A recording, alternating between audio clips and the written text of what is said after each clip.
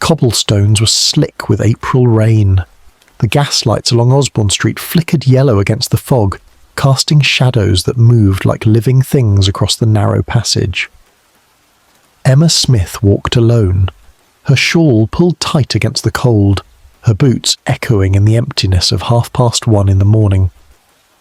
Whitechapel never truly slept, but in these hours before dawn it held its breath. She did not hear them approach.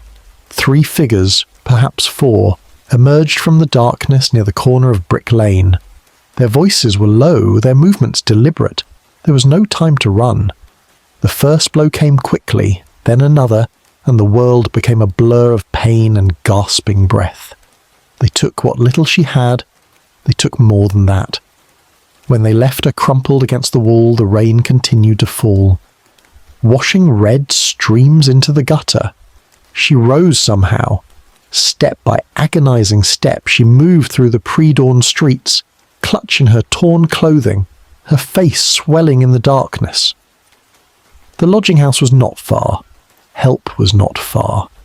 But Whitechapel had already marked her, and the sentry had begun to turn its coldest eye upon the forgotten women of the East End. Chapter 1. The Smoke and the Shadows. Good evening, and welcome to the Bedside Historian. Wherever you are listening tonight, whatever hour the clock shows in your corner of the world, let it fade away now. The present can wait. We are about to step backward through time, into the smoke and gaslight of London's East End, into the spring of 1888, when the streets ran with more than rain, and the darkness held secrets that daylight refused to acknowledge. I am grateful you have found your way here. If this is your first time joining us, or if you have returned to let history whisper you towards sleep, please consider subscribing to the channel.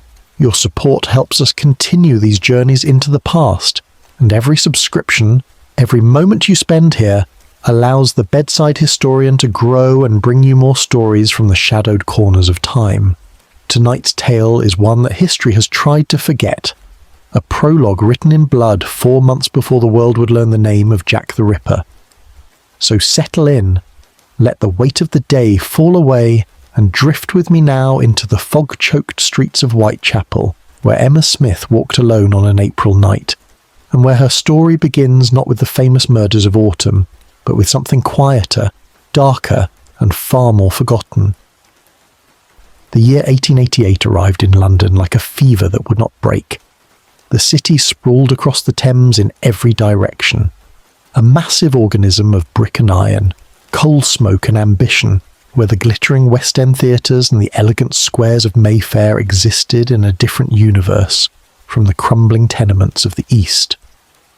Whitechapel lay beyond the boundary of respectability, a district where poverty was not merely an inconvenience, but a living presence that walked the streets, slept in doorways, and pressed its face against the windows of those who still had windows that closed.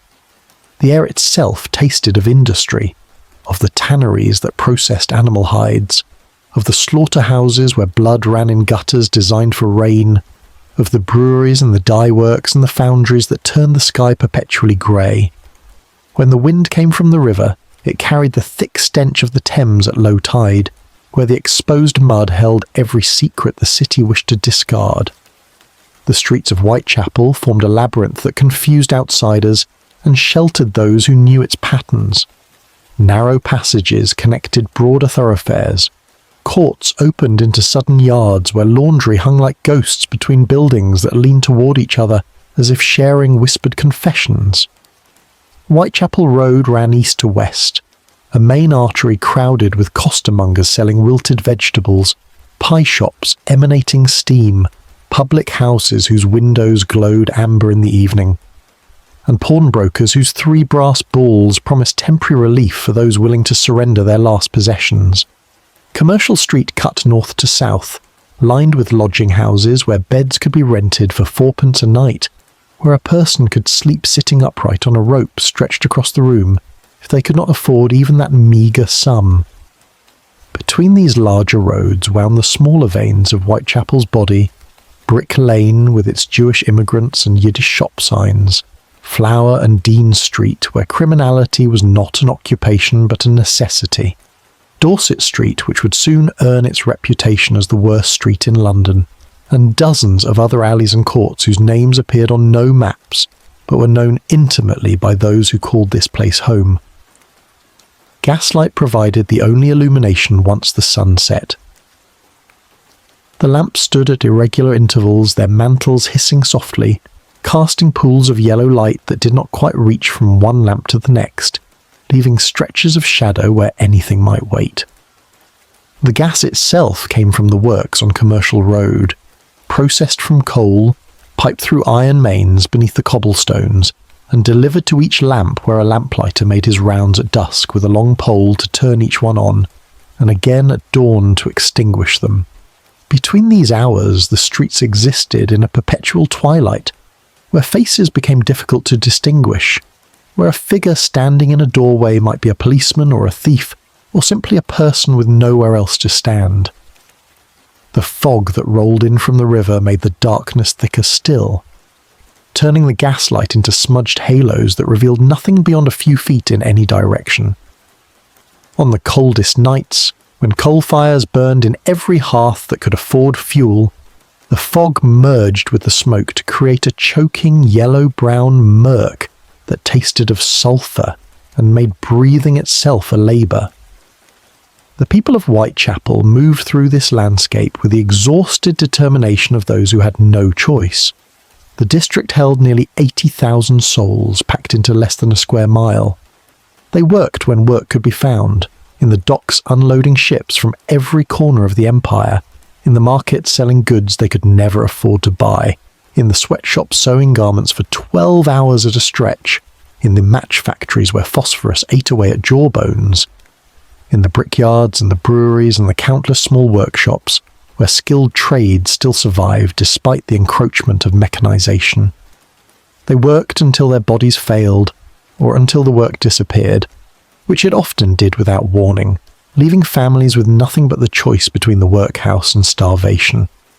The workhouse stood on Baker's Row, a grim fortress where the poor could receive shelter and food in exchange for their labour and their dignity, where families were separated, where the old and the sick were warehoused until death came as a mercy. Most chose the streets instead. The women of Whitechapel bore particular burdens. They worked as laundresses, scrubbing other people's clothes in water that scalded their hands red and raw. They worked as flower sellers, standing on street corners with wilting bouquets bought wholesale at Covent Garden. They worked in service when they could find it, as maids or cooks or charwomen, though East End addresses rarely qualified one for positions in respectable households. They worked in the factories alongside men for half the wages, their fingers nimble enough for the detailed tasks that mechanization had not yet mastered.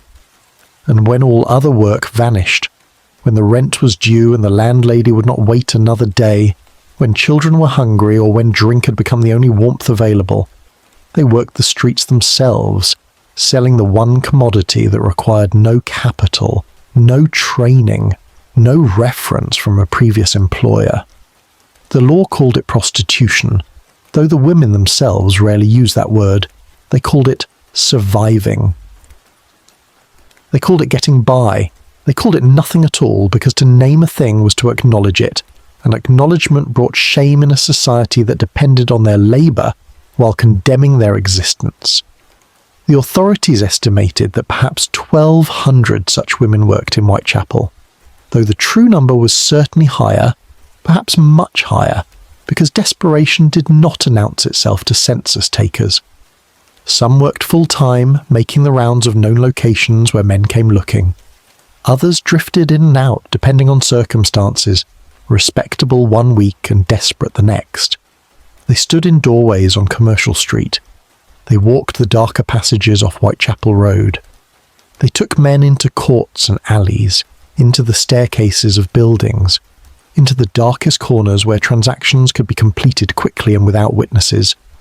4p might be earned for a brief encounter, 6p if the client was generous or drunk. A shilling was a fortune that might keep a woman fed and housed for several days. The dangers were understood by all who worked. Clients might turn violent without warning, might refuse to pay, might do worse than either. The police offered no protection and frequently caused more problems than they solved, arresting women for solicitation while ignoring the men who solicited them, moving them along from one street only to have them reappear on the next. Disease spread through these encounters like fog through alleyways, the symptoms arriving weeks or months later, by which time the source was long forgotten. Syphilis and gonorrhea marked women in ways that respectable physicians refused to treat, leaving them to the charity hospitals or the quacks who promised cures that never came. Pregnancy arrived frequently and was dealt with through methods that were whispered about but never discussed openly. Methods that sometimes worked and sometimes killed. The lodging houses form the social structure of this underworld. They line the streets in rows, narrow buildings divided into tiny rooms, some offering actual beds, others merely floor space or chairs, or the infamous rope arrangement, where sleepers leaned forward against a length of rope stretched at chest height, catching what rest they could in an upright position until the keeper cut the rope at dawn. The cost was 4p for a bed, 2p for the rope. Those who could not pay slept in the streets or the parks or the stairwells, though a constable's truncheon usually discouraged the latter. The lodging houses operated under deputy keepers who collected rents and maintained order, which meant ejecting those who caused trouble and accepting anyone who could pay. No questions were asked about occupation or circumstances. A woman arriving at 3 a.m. with coins in her hand received the same treatment as a labourer returning from the docks. The rooms were small, windowless, furnished with a narrow bed and perhaps a chair, lit by whatever candle the occupant could provide. The walls were thin enough that every sound travelled, every cough and cry and intimate moment became common knowledge. Privacy was a luxury that 4p could not purchase. Emma Smith lived in one such house, number 18 George Street, a narrow thoroughfare that ran parallel to Whitechapel Road between Brick Lane and Commercial Street. The building was typical of its kind, 3 stories of brick and timber, the ground floor housing a small shop, the upper floors divided into lodgings. She rented a room there, paid her 4p when she had it, slept elsewhere when she did not. The deputy keeper knew her by sight, knew she paid regularly enough to be considered reliable, knew better than to inquire about the source of those payments. George Street was quiet compared to the larger thoroughfares, but it was not safe. Nowhere in Whitechapel was truly safe after dark. The constables of H Division, the Metropolitan Police assigned to this district, walked their beats in pairs when possible, their heavy boots announcing their presence streets away, giving ample warning to those who preferred to avoid authority. Their station house stood on Leman Street, a short walk from George Street, but that proximity meant nothing when a woman was alone on a dark corner and 3 men approached from the shadows. The spring of 1888 had been cold and wet. April arrived with rain that fell steadily, turning the unpaved courts into mud, filling the gutters with rushing water that carried refuse toward the drains, soaking through the thin shawls and worn coats of those who walked the streets. Easter fell on April 1st that year, a Sunday when even Whitechapel attempted something approaching rest, when the public houses closed for a few hours, when those who still possessed faith attended services at Christchurch Spitalfields, or one of the smaller missions scattered through the district. Easter Monday followed, a bank holiday, a day when workers who had employment enjoyed a brief respite, when families who could afford it took excursions to Victoria Park or travelled by train to the countryside beyond the city's reach. For those without employment or family or the coins necessary for such luxuries, the day passed like any other. The public houses reopened, the streets filled, the work continued. Emma Smith worked that night. She left her lodging house on George Street sometime after 7 in the evening, walking west toward Whitechapel Road. She wore a dark skirt and a jacket, a black crepe bonnet over her greying hair, a white handkerchief tucked at her throat. She was 45 years old, though the life she'd lived made her appear older. Her face bore the lines of hard years, her posture the slight stoop of someone accustomed to making themselves smaller, less noticeable. She was not tall, perhaps 5 feet 2 inches, her frame slight beneath layers of worn clothing. She walked with purpose but without hurry, a woman who knew these streets as intimately as the rooms of her lodging house, who could navigate them in fog or rain or the deepest darkness. She had lived in Whitechapel for years, though where she had come from before remained her own secret. Some said she had a family elsewhere, a husband perhaps, children who no longer acknowledged her. Others said she had always been alone. The truth died with her. The evening progressed, as such evenings did. She likely visited one or more of the public houses along Whitechapel Road, the Britannia perhaps, or the Queen's Head, establishments where a woman alone would not be refused service but would attract certain assumptions. A glass of gin cost 2p. It provided warmth and temporary courage, and a reason to remain inside where the gas fires burned, and human voices created the illusion of community. Men came and went, conversations were had, arrangements were made or not made. The hours passed, midnight came and went. The public houses closed as the law required, their patrons spilling into the streets with varying degrees of steadiness, dispersing into the darkness toward lodging houses or homes or wherever the night would take them. Emma continued walking. The rain had not stopped. The streets grew quieter. Chapter 2. A Life in Fragments. Emma Smith existed in the way that thousands of women existed in Whitechapel, visible only when circumstance demanded visibility, otherwise moving through the streets like a shadow that left no permanent mark. The official records of her life were sparse, fragmentary, the kind of documentation that accumulated around those who lived on society's margins. No birth certificate has survived bearing her name, no marriage record connects her to any man, no baptismal registry claims her as a child born into any particular parish. She appeared in Whitechapel's historical record only at the moment of her dying, and even then the facts that emerged were incomplete, contradictory, shaped by the assumptions of those who recorded them, rather than by any comprehensive truth. What is known begins with her presence at 18 George Street, where she rented a bed in the common lodging house, operated by a deputy keeper whose name has not survived in the documentation.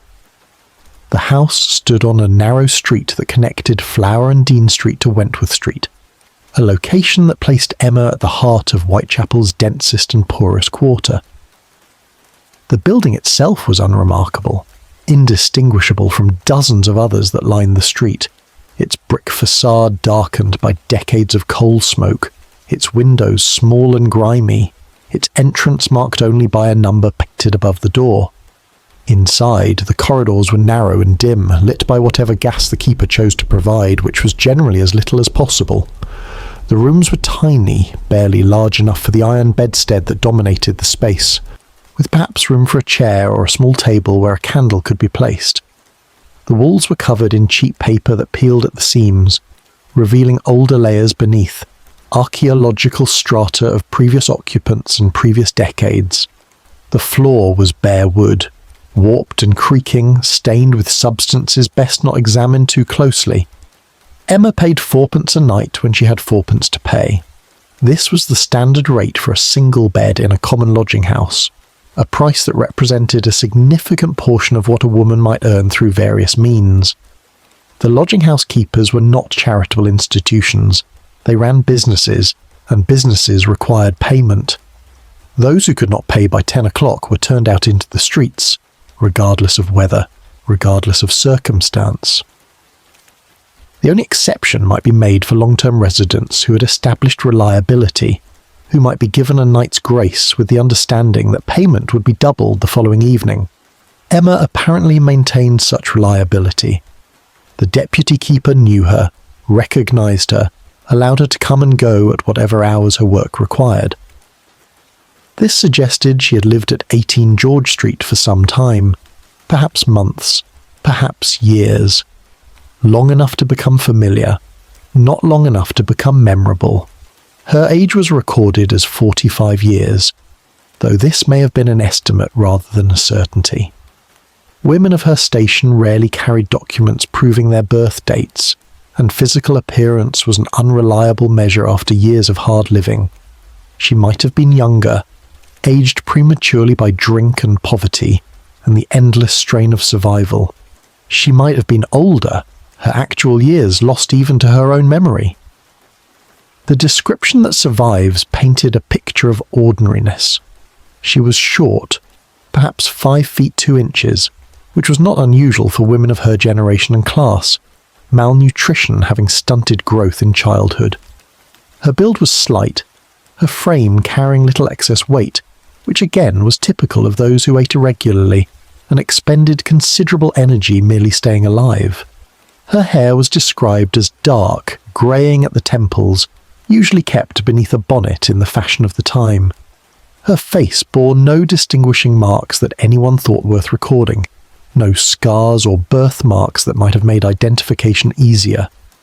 She dressed as women of her circumstances dressed, in dark skirts and worn jackets, in bonnets that had seen better days, in boots that were resoled and patched until they could be resoled no more. The question of Emma Smith's origins remained unanswered during her life and remains unanswered still.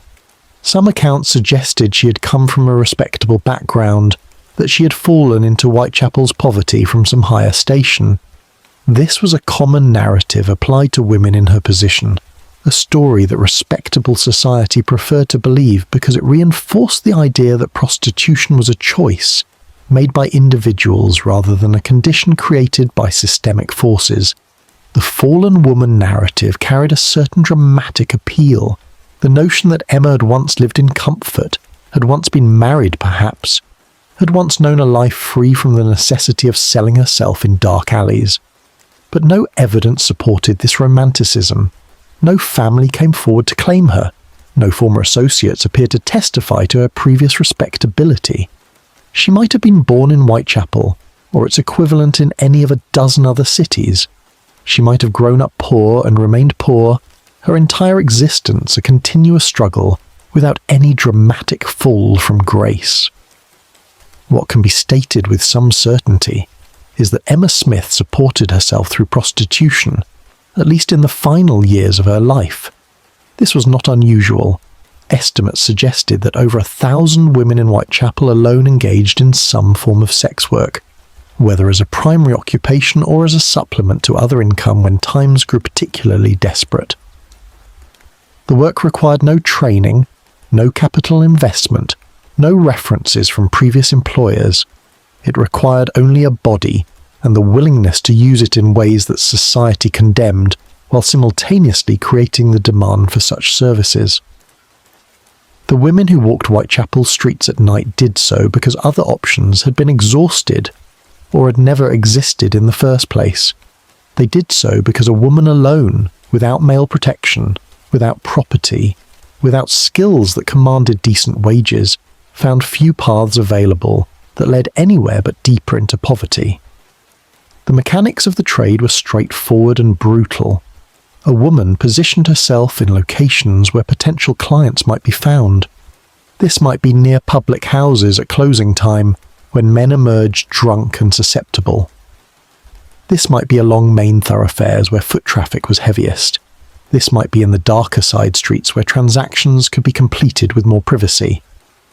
When approached, negotiations were brief. Price was stated and either accepted or countered. The act itself took place wherever convenience and minimal privacy could be found. Sometimes this meant rented rooms, but rooms cost money and ate into already thin profits. More often it meant doorways, alleyways, the spaces between buildings, anywhere two people could stand in darkness without immediate interruption. The transaction lasted minutes. Payment was expected immediately, though collection was not always guaranteed. Violence was an occupational hazard. Clients might strike without provocation. They might refuse payment after the act. They might demand additional services beyond what was agreed. A woman alone had little recourse. She could scream, but who would come? She could fight, but men were generally larger and stronger. She could report the assault to police, but police often viewed such complaints as the natural consequences of an illegal occupation. Disease represented another constant threat. Syphilis and gonorrhea spread through these encounters with horrifying efficiency. The symptoms might not appear for weeks or months, by which time identifying the source was impossible. Syphilis progressed in stages, beginning with painless sores, advancing to rashes and fever, eventually attacking the nervous system and brain, causing madness and death over the course of years. Gonorrhea caused painful urination and discharge, could lead to infertility and chronic pain, and had no reliable cure. The Contagious Diseases Acts passed in the 1860s had attempted to control venereal disease by subjecting women in certain districts to mandatory medical examinations and forced treatment in locked hospitals if they were found to be infected. The acts applied only to women, never to the men who spread the infection, and were widely hated as government-sanctioned violation. They were repealed in 1886 after years of campaigning by women's rights activists, but the diseases themselves continued unabated. Women like Emma Smith had no access to preventive measures. Condoms existed but were expensive and primarily marketed to men of higher classes. The only protection available was luck, and luck ran out eventually for everyone. Pregnancy was equally dangerous. Contraception was unreliable at best. The rhythm method depended on understanding of menstrual cycles that many women lacked. Withdrawal depended on male cooperation that was rarely forthcoming. When pregnancy occurred, options were limited and dangerous. Carrying to term meant 9 months of reduced earning capacity, followed by the burden of an infant that could not be fed or housed. Adoption was possible, but required connections and often payment. Abandonment was common, with infants left on doorsteps or in churches, or simply exposed to the elements. Abortion was illegal but widely practiced, conducted by midwives and wise women, and sometimes by the women themselves using herbs or implements or physical trauma. The mortality rate was high. Women died from hemorrhage, from infection, from perforated organs. Those who survived might be left sterile or in chronic pain. Emma Smith's reproductive history remains unknown. She may have borne children. She may have terminated pregnancies. She may have been fortunate enough to avoid conception altogether. The records are silent. Drink provided temporary escape from these realities. Gin was the drug of choice in Whitechapel, cheap and effective, available in every public house and many private residences that operated as unlicensed gin shops. A woman could purchase oblivion for 2p, could drown the memories of what she had done and what had been done to her, could find warmth when coal fires were unaffordable, and human touch was only available through commercial transaction. Alcoholism was endemic among women in Emma's circumstances. It dulled the shame that respectable society insisted they should feel. It numbed the physical pain of disease and injury. It made the next night's work slightly more bearable. But it also consumed the meagre earnings that might have gone to food, or rent, or medicine. It impaired judgment and made women vulnerable to robbery and assault. It destroyed health gradually but inevitably, damaging the liver and the kidneys and the heart until the body simply stopped functioning. Emma Smith drank. This much is clear from the accounts that survive. She was known to frequent public houses along Whitechapel Road, the Britannia being mentioned specifically in later testimony. Whether her drinking constituted alcoholism or was merely the social lubrication common to her occupation remains a matter of interpretation.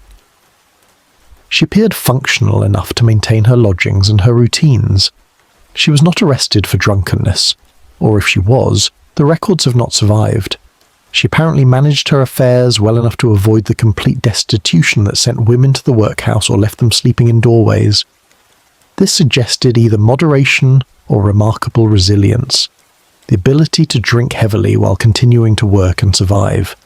Her social connections, if any existed, have left no trace in the historical record. She may have had friends among the other women who lived at 18 George Street or worked the same streets. Women in such circumstances often formed loose alliances, watching out for each other when possible, sharing information about dangerous clients or productive locations, offering small kindnesses when resources allowed. But these friendships were situational and often temporary, dissolved by circumstance as quickly as they formed. Women moved between lodging houses. They disappeared without explanation, dead or imprisoned or simply relocated to different districts. Trust was a luxury rarely affordable. Emma may have walked alone by choice or by necessity. The result was the same. Her relationship with the deputy keeper at 18 George Street appears to have been purely commercial. She paid her rent. She caused no trouble. She was allowed to continue living there. This was the extent of most interactions between lodgers and keepers. The lodging house was not a home in any meaningful sense. It was a place to sleep when sleep was affordable, a place to store the few possessions that could not be carried on one's person, a place that provided minimal shelter from the weather and nothing more. The keeper's responsibility was to maintain order and collect rents.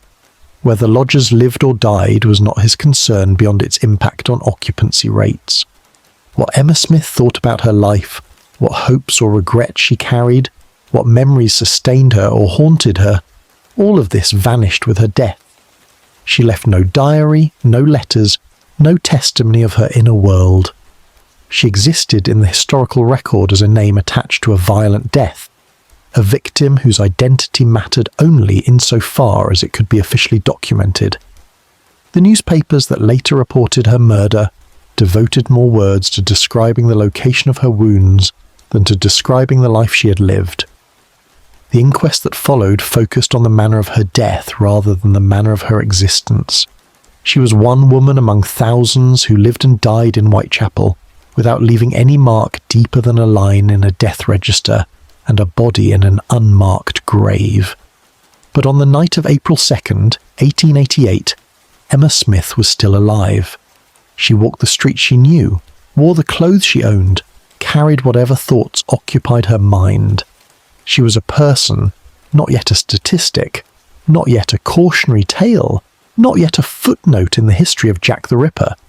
She was simply Emma, earning her living in the only way available, trying to gather enough coins to pay for her bed, navigating the darkness of Whitechapel with the practiced caution of someone who had done so many times before. The fact that this night would be different was not yet apparent. The danger that waited at the corner of Brick Lane had not yet revealed itself. The future remained unwritten, and Emma Smith walked toward it with the same weary determination that had carried her through all the previous nights of her 45 years. Chapter 3. The hours before Easter Monday in 1888 dawned grey and cold, the rain that had fallen through the night continuing in intermittent showers that kept the streets slick and the air heavy with moisture. The holiday held different meanings for different classes of Londoners. In the West End, families attended morning services at fashionable churches before taking carriages to Richmond or Kew, where the parks offered respite from the city's press. In the suburbs, those of moderate means packed picnic baskets and travelled by train to the countryside, seeking whatever recreation could be found in a single day's excursion. In Whitechapel, the holiday meant only that some places of employment were closed, which meant no wages for those who lived day to day, which meant the streets would be crowded with idle men and women seeking distraction from their idleness. The public houses opened at their usual hour despite the holiday. The Licensing Act allowed certain exemptions for special occasions, and Easter Monday qualified as such. By early afternoon, the establishments along Whitechapel Road were filled with drinkers, the air inside thick with tobacco smoke and the smell of unwashed bodies pressed together in small spaces. The Britannia stood near the corner of Brick Lane, a typical public house of its era, a long narrow room dominated by a wooden bar, behind which stood shelves lined with bottles and barrels. Gaslights burned even during daylight hours, the windows being too grimy and the rooms too deep to allow sufficient natural illumination. Sawdust covered the floor to absorb spilled drink and other fluids.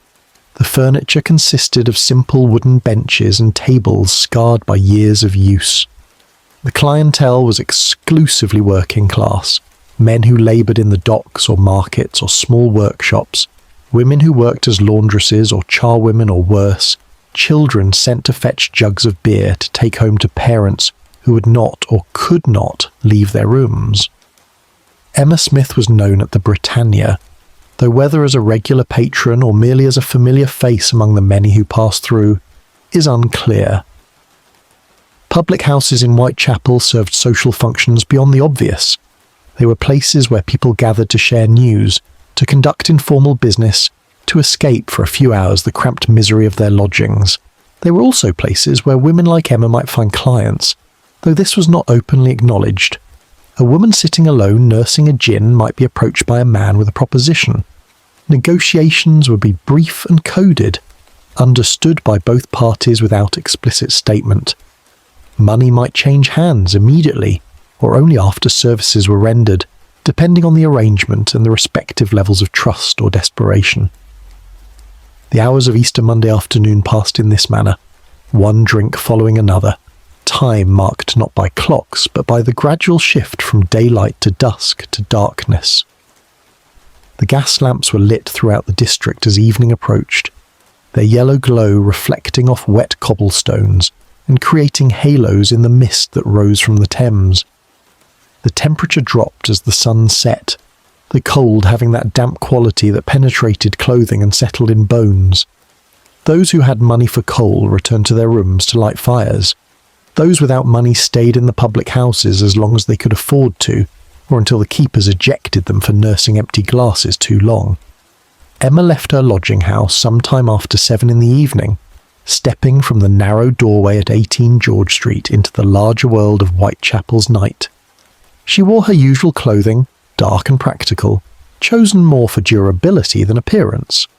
A black bonnet covered her greying hair, tied beneath her chin with strings that had been retied so many times the fabric was beginning to fray.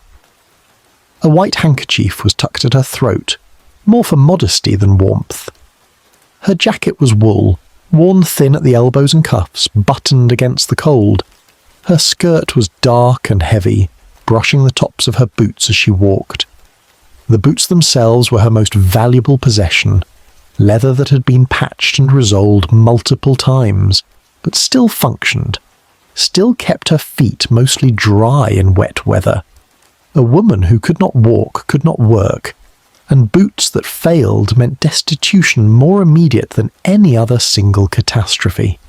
She walked west along George Street toward Commercial Street, a route she'd taken countless times. The street was narrow, lined on both sides with buildings that blocked what little light the evening sky still held. Gas lamps stood at intervals, but not every lamp was lit, either due to malfunction or deliberate economy by the gas company. The result was a patchwork of illumination, pools of yellow light separated by stretches of shadow where the darkness felt almost solid. Other people moved through these spaces, shapes more sensed than seen, the sound of footsteps on cobblestones providing warning of approach. Men returning from work or from the pub, or from errands whose nature was their own business. Women moving in pairs or alone, heading toward destinations they did not announce. Children running on errands even at this hour, because childhood in Whitechapel did not include the luxury of early bedtimes or parental supervision. Commercial Street was brighter and busier, a main thoroughfare where traffic continued well into the night. Carts rattled past carrying goods to and from the warehouses near the docks. Hansoms deposited passengers at lodging houses or collected fares heading toward the West End. The shops were mostly closed for the holiday, their windows dark, their doors locked behind iron gates. But the public houses remained open, and these formed islands of light and noise in the otherwise darkening street. Emma continued south, passing the entrance to Flower and Dean Street where the lodging houses clustered most densely, passing the smaller courts and alleys that branched off into darkness, arriving eventually at Whitechapel Road itself, the great east-west artery of the district. Whitechapel Road at 8 in the evening on Easter Monday was crowded despite the cold. The holiday had brought people out, and they were reluctant to return to their cramped rooms while the night was still young. Street vendors sold hot pies and roasted chestnuts from barrows lit by small lamps. A man with a barrel organ cranked out mechanical melodies, a tin cup at his feet for donations. Children begged or picked pockets, depending on opportunity and nerve. Prostitutes stood in doorways or walked slowly, making themselves available to be approached. Drunks stumbled between establishments or sat against walls, beyond caring where they were or what happened next. Constables walked in pairs, their presence keeping the more blatant criminality subdued but not eliminated. The gas lamps here were better maintained, the light more consistent, but even so the street retained its shadows, its corners where things happened that would not be spoken of in daylight. Emma entered the Britannia sometime around 8 o'clock, or perhaps a bit later. The exact time was never recorded because the exact time did not matter until later, when people tried to reconstruct the evening's events and found their memories imprecise. She may have been alone when she entered. She may have met someone there, either by arrangement or by chance. Public houses did not keep guest registries. No one monitored who came and went. A woman entering a pub was unremarkable, particularly a woman known to frequent that establishment. She would have ordered gin, the cheapest intoxication available, 2p for a measure that burned the throat and warmed the stomach, and made the world slightly softer at its edges. She may have drunk one glass or several. She may have spoken with other patrons or sat alone watching the room. These details vanished into the smoke and noise of that evening, unrecorded because they seemed unimportant at the time. What is known is that Emma remained in or around Whitechapel Road for several hours. She was seen by multiple people, though their later testimony disagreed on specifics. One witness claimed to have seen her near the Princess Alice public house, at the corner of Commercial Street around midnight. Another placed her further west on Whitechapel Road, closer to 11.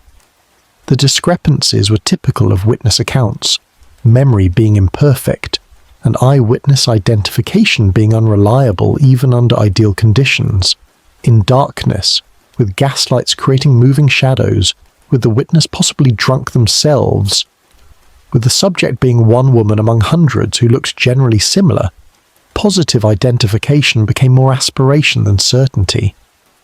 What mattered was that Emma was seen, was alive, was moving through her evening according to whatever plan or lack of plan guided her steps.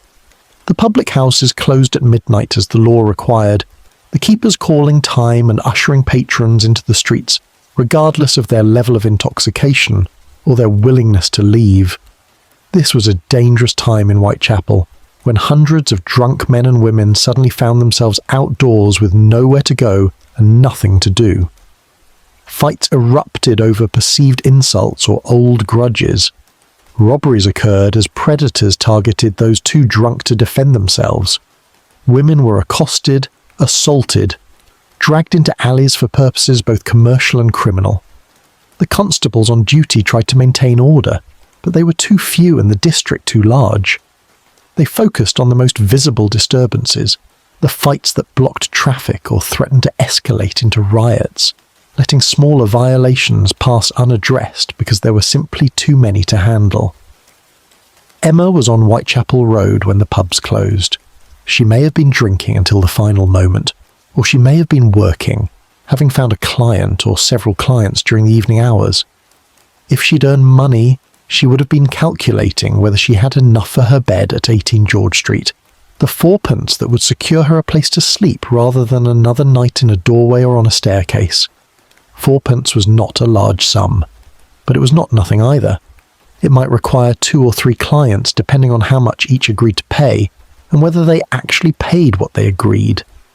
The calculation was constant for women in Emma's position, a mental arithmetic of survival that never ended. Sometime after midnight, Emma began walking east along Whitechapel Road. This much can be established from the subsequent events, though the exact timing remains imprecise. She may have been heading back toward George Street, taking the direct route along the main road before turning north. She may have been looking for one last client, needing just a few more pence to make her rent. She may have had other purposes known only to herself.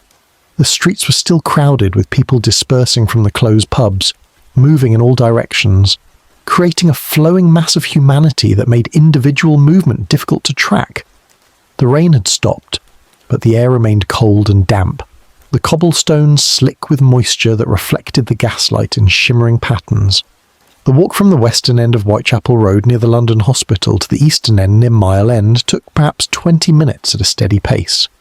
Emma walked east, passing Commercial Street, passing Brick Lane, continuing into the section of Whitechapel Road that grew progressively darker and less trafficked. The gas lamps here were spaced further apart. The shops were uniformly closed and dark. The side streets that branched off led into neighbourhoods where even the police walked cautiously. By the time Emma reached the area near Farrant Street and Burdett Road, she was approaching the edge of a Whitechapel proper, the point where the district began to shade into Mile End. Somewhere in this vicinity she made a decision. Perhaps she decided she had walked far enough and should turn back toward her lodging.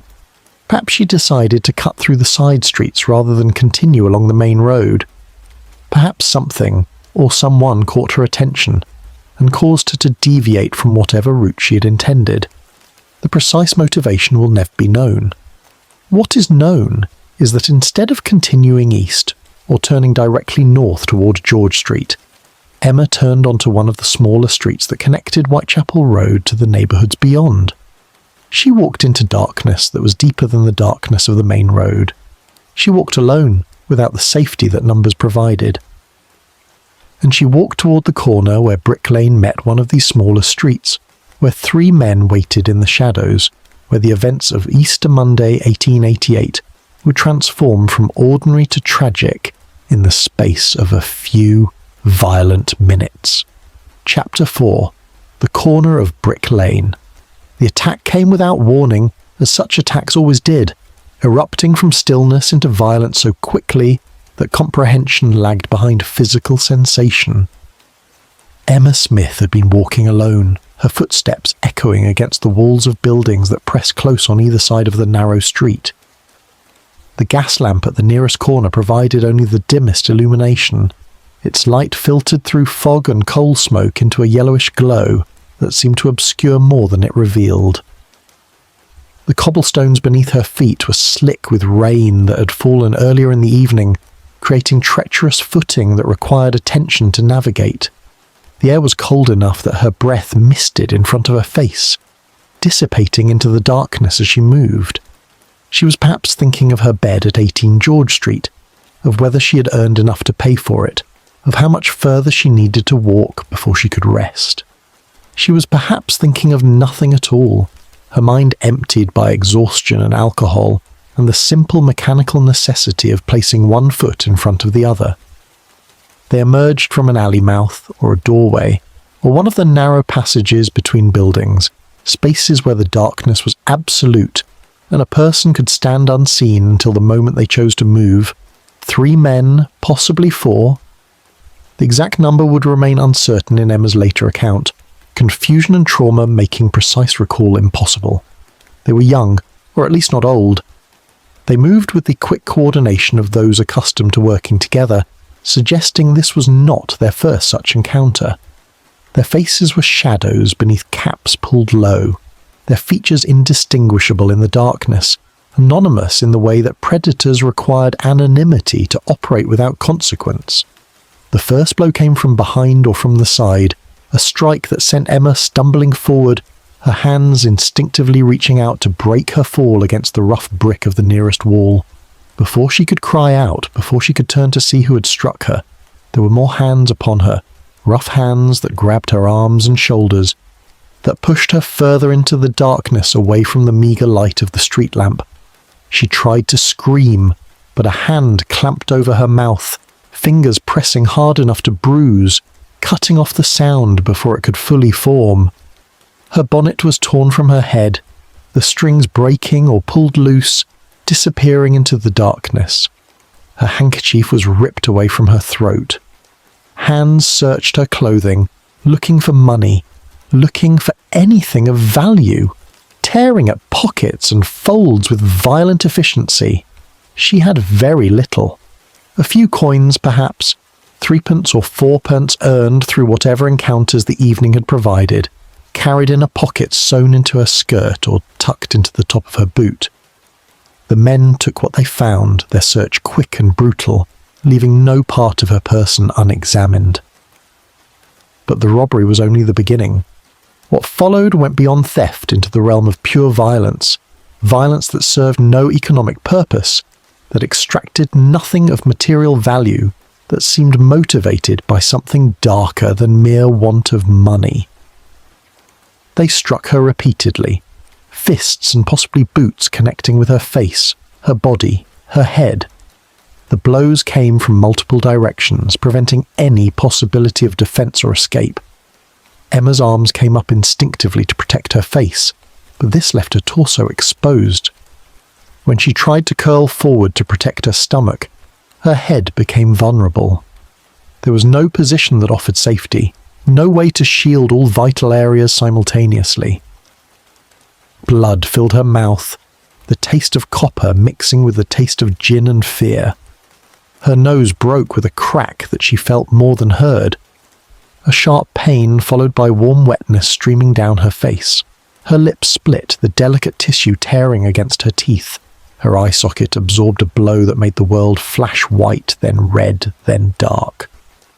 The assault continued with a methodical thoroughness that suggested purpose beyond random violence.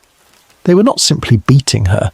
They were destroying her, breaking her down into something less than human, something that would serve as warning or testament or sick entertainment. Emma stopped trying to fight. Fighting was useless. She went limp, hoping that submission might end it, that they would take what they wanted and leave her alive if not unharmed. But submission did not satisfy them. If anything, her lack of resistance seemed to encourage escalation. They pushed her to the ground, the cobblestones cold and wet against her back, the impact driving the breath from her lungs. Her skirts were pulled up, the heavy fabric bunched around her waist. Her undergarments were torn or pushed aside. The violation that followed was conducted with an instrument, a blunt object, possibly a stick or a bottle or something similar, something that was forced into her body with such violence that internal tissues tore and organs were damaged. The pain was beyond anything Emma had experienced, beyond anything the human mind was designed to process. It was not simply physical, but seemed to occupy a dimension that included the physical, but extended far beyond it. A pain that destroyed not just tissue, but the very sense of self, that reduced her to nothing but the endless present moment of agony. She screamed then, or tried to, but the sound that emerged was weak, more breath than voice, lost in the vastness of the night and the indifference of the city that surrounded them. The men worked quickly, their action suggesting familiarity with such violence, as if this were routine rather than aberration. When they were finished, or when they simply decided they had done enough, they left her there, crumpled against the cobblestones in a spreading pool of her own blood, barely conscious, barely alive, barely recognizable as the woman who had walked these streets only minutes before. The silence that followed their departure was almost as violent as the assault itself, a crushing absence where there had been noise and movement. Emma lay motionless for a time that could have been seconds or minutes or longer, her mind struggling to reconnect with her body, to understand what had happened, to determine whether she was dead or dying or merely broken. The cold seeped into her from the stones beneath, a different kind of pain, steady and inevitable rather than acute. The blood continued to flow from numerous wounds, the external injuries visible and the internal injuries hidden but perhaps more serious. Her breathing was shallow and irregular, each inhalation bringing fresh pain from bruised or broken ribs. Eventually awareness returned in fragments. She was alive. She was alone. She was hurt in ways that might be beyond healing. The men were gone, vanished back into whatever darkness had spawned them, taking with them the few coins she had earned and leaving behind destruction that no amount of money could compensate. Emma understood, with the clarity that sometimes comes in moments of extremity, that she needed to move or she would die here, alone on these cobblestones, her body discovered at dawn by the first workers, or perhaps not discovered at all, left to be picked over by rats and dogs until someone finally noticed the smell. She rolled onto her side, gasping at the pain the movement caused, then pushed herself up onto her hands and knees. Blood dripped from her face onto the stones beneath, creating dark spots in the darkness. Her vision swam, the gas lamp at the corner multiplying into 3 or 4 wavering lights that refused to remain in one place. She vomited, though whether from injury or drink or shock was impossible to determine. The act of vomiting brought fresh agony from her abdomen, from places inside her that should never hurt, that should never even be noticed in normal life, but now screamed their damage with every movement. Standing required several attempts. Her legs did not want to support her weight, trembling and threatening to collapse.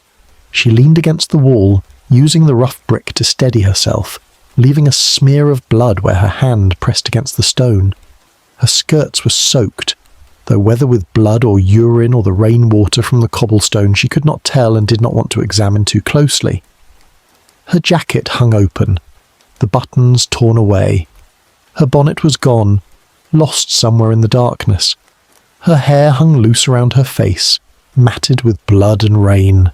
She began to walk, though walk was too generous a word for the lurching stumble that carried her away from the corner of Brick Lane, away from the site of her destruction, toward the only destination her damaged mind could conceive, George Street, 18 George Street, her lodging house, safety, if such a concept still had meaning, help, though what help could address injuries like these was unclear.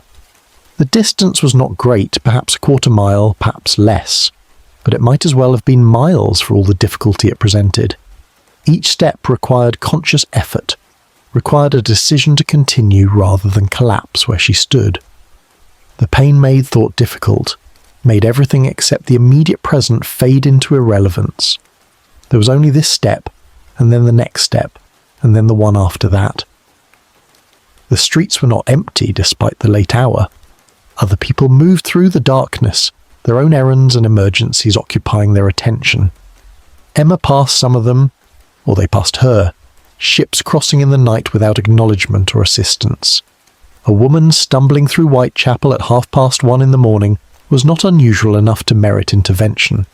She might be drunk, she might be sick, she might be injured. None of these conditions were rare enough to inspire charity from those who had none to spare. People saw her and did not see her, their gaze sliding past as they focused on their own survival, their own trajectories through the night. She fell at least once, perhaps multiple times, her legs finally giving out and sending her to her knees on the cobblestones. Each fall made rising again more difficult, made the prospect of simply remaining down more appealing. But something inside her, some core of will or stubbornness or simple animal refusal to die, kept pushing her back to her feet, kept moving her forward through the darkness. The buildings around her were familiar, the landmarks of her daily existence now taking on dreamlike quality, simultaneously recognizable and strange. She knew these streets, she'd walked them countless times, but tonight they had become alien, hostile, a maze through which she wandered more by instinct than conscious navigation. George Street appeared eventually, the narrow opening between buildings exactly where it had always been, unchanged by the night's events. Emma turned into it, the motion automatic, guided by habit rather than thought. The buildings rose on either side, their dark facades offering no comfort but at least providing direction. Number 18 was midway down the block, its door identical to all the other doors except for the number painted above it. Emma reached it and stood swaying, her hand on the doorframe gathering what remained of her strength for the final effort of knocking, of announcing her presence, of asking for admission to the only place in London that might possibly be called home. Chapter 5. The Long Walk Home.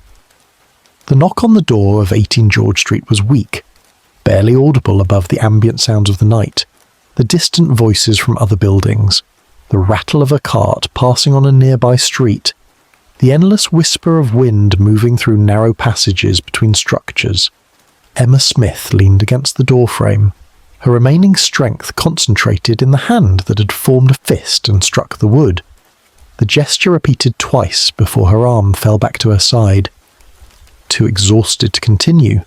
Inside there would be a deputy keeper, a woman or man whose job was to collect rents and maintain minimal order, who slept lightly if at all, because emergencies and disturbances came at all hours in a lodging house where dozens of people lived in close proximity, with nothing binding them together except poverty and the fourpence they paid each night.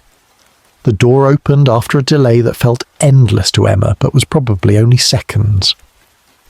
Light spilled from the interior, dim gaslight from a single fixture in the hallway, but after the darkness of the streets it seemed bright enough to be painful.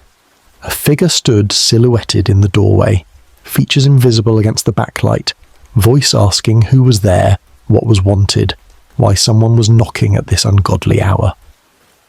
Emma tried to speak, but found her voice would not cooperate, producing only a sound between a whisper and a moan. She stepped forward, or tried to, her legs betraying her again, sending her stumbling across the threshold into the hallway where the light could finally reveal what the darkness had hidden. The deputy keeper recoiled, a sharp intake of breath that might have been shock or disgust or simple surprise. Whatever response had been expected, it was not this. Emma Smith stood in the narrow hallway looking less like a person than like something from a nightmare given physical form. Her face was a mask of blood, dried and drying and still flowing from wounds that had not stopped bleeding. Her nose was clearly broken, pushed to one side at an unnatural angle, swollen to twice its normal size. Her left eye was swollen completely shut, the flesh around it already turning deep purple. Her lip was split, revealing the white of teeth through torn tissue. Her hair hung in matted strands, blood having mixed with the rain and with whatever filth had been ground into it when she fell. Her clothing was torn and soaked, hanging from her frame in ways that exposed skin that should have been covered, and between her legs a dark stain spread across her skirts, blood that continued to seep from injuries that were not visible but were clearly catastrophic. The deputy keeper, once the initial shock passed, responded with the practical efficiency of someone who had seen trouble before, though perhaps not trouble quite like this.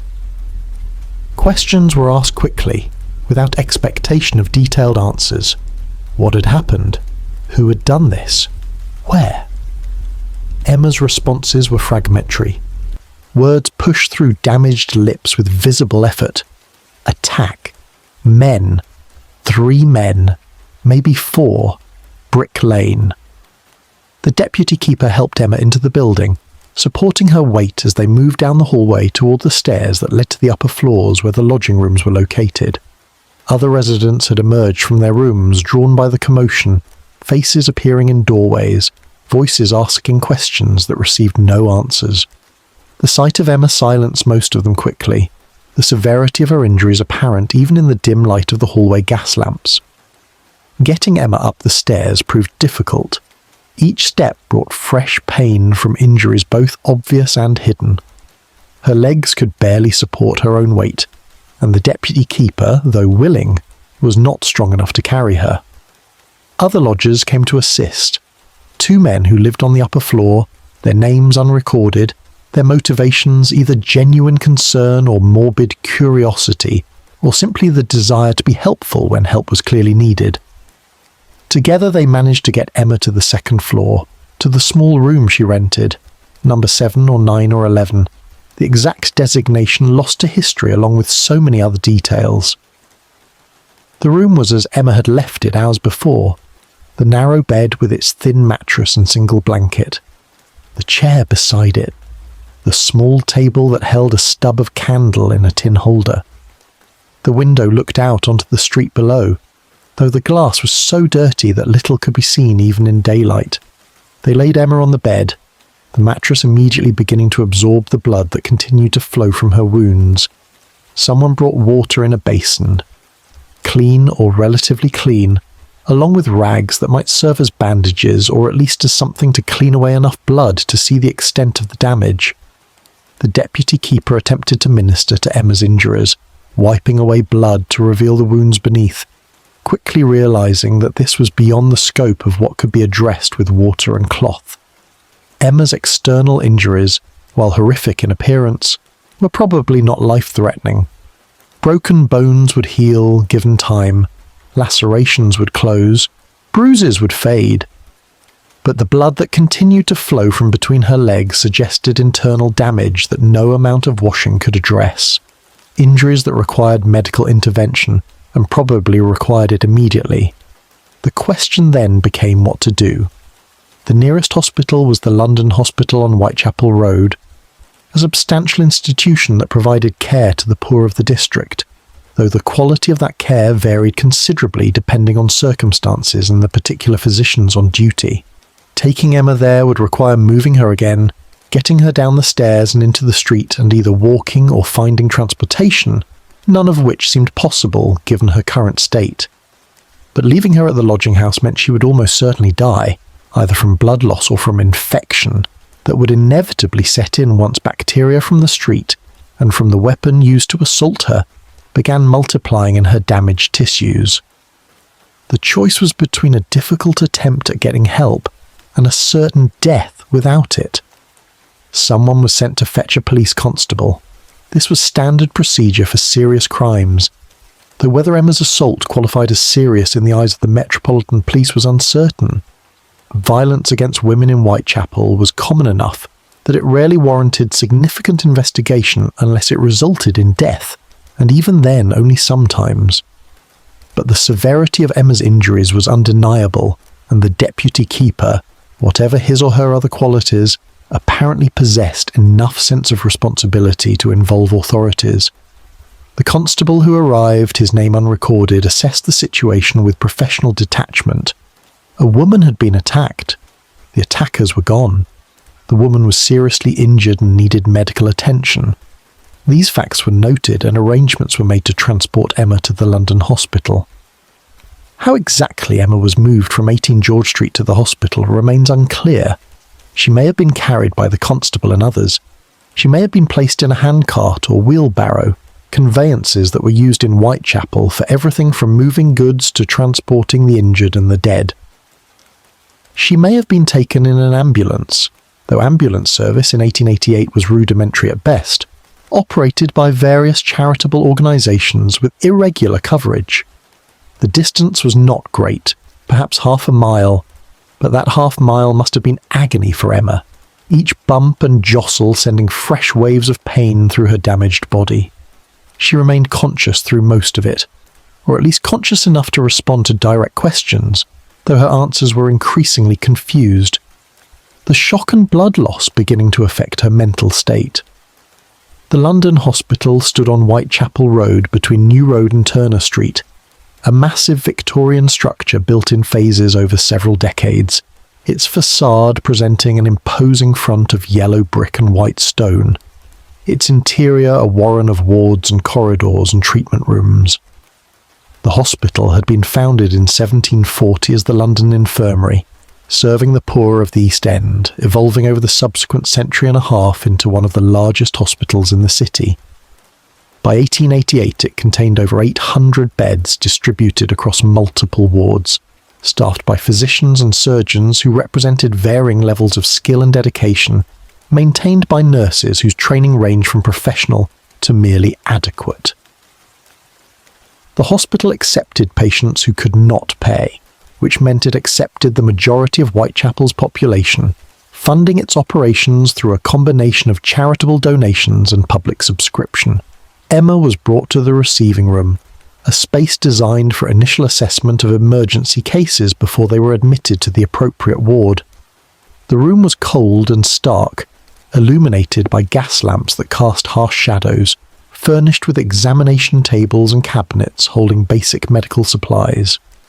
A house surgeon was summoned, a young physician still in training but possessed of sufficient authority to make initial determinations about treatment. He examined Emma with the clinical detachment that medical training attempted to instill, though even clinical detachment must have been tested by the extent of her injuries. Her external wounds were catalogued: facial trauma including broken nose, split lip, severe contusions around the left eye. bruising to the arms and torso consistent with defensive wounds and continued assault, abrasions to the hands and knees suggesting she had fallen or been forced to the ground. The internal examination revealed the true severity of what had been done to her. The surgeon noted tearing of the perineum, the tissue between the vaginal opening and the anus. More seriously, there was evidence of penetration into the peritoneal cavity, the membrane that enclosed the abdominal organs, suggesting that whatever implement had been used had been driven with sufficient force to rupture internal structures. This was an injury that, in 1888, was essentially unsurvivable. The peritoneum, once breached, became a site for infection. Bacteria from the bowel or from the external environment introduced into the abdominal cavity multiplied rapidly in the warm, moist environment, causing peritonitis, an inflammation that the immune system could not effectively combat. Antibiotics would not be discovered for another 40 years. Surgery to repair such damage was theoretically possible, but rarely successful. The trauma of the operation itself often proving fatal even if the original injury was addressed.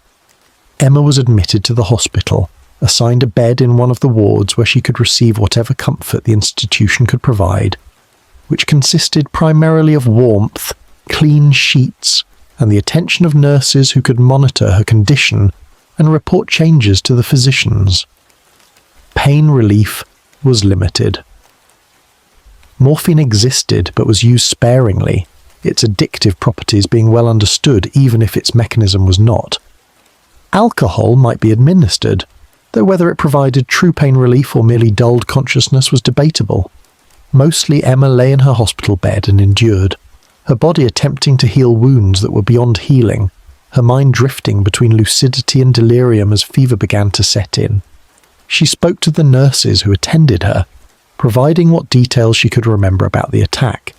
3 men, perhaps 4, young men, at the corner of Brick Lane and Wentworth Street, or possibly another street in that vicinity. They had robbed her, taken the few coins she possessed. They had beaten her severely. They had violated her with some object, a stick perhaps, driven into her body with brutal force. She did not know why. She did not know who they were. She could provide no descriptions that would aid in their identification, their faces having been shadows in the darkness, anonymous in the way that criminals required anonymity. The nurses recorded what she said, passing the information to the police constable who remained at the hospital to take an official statement, though what use such a statement would be was unclear when it contained no actionable details, no names, no descriptions, nothing that might lead to the apprehension of those responsible. The hours passed slowly in the hospital ward.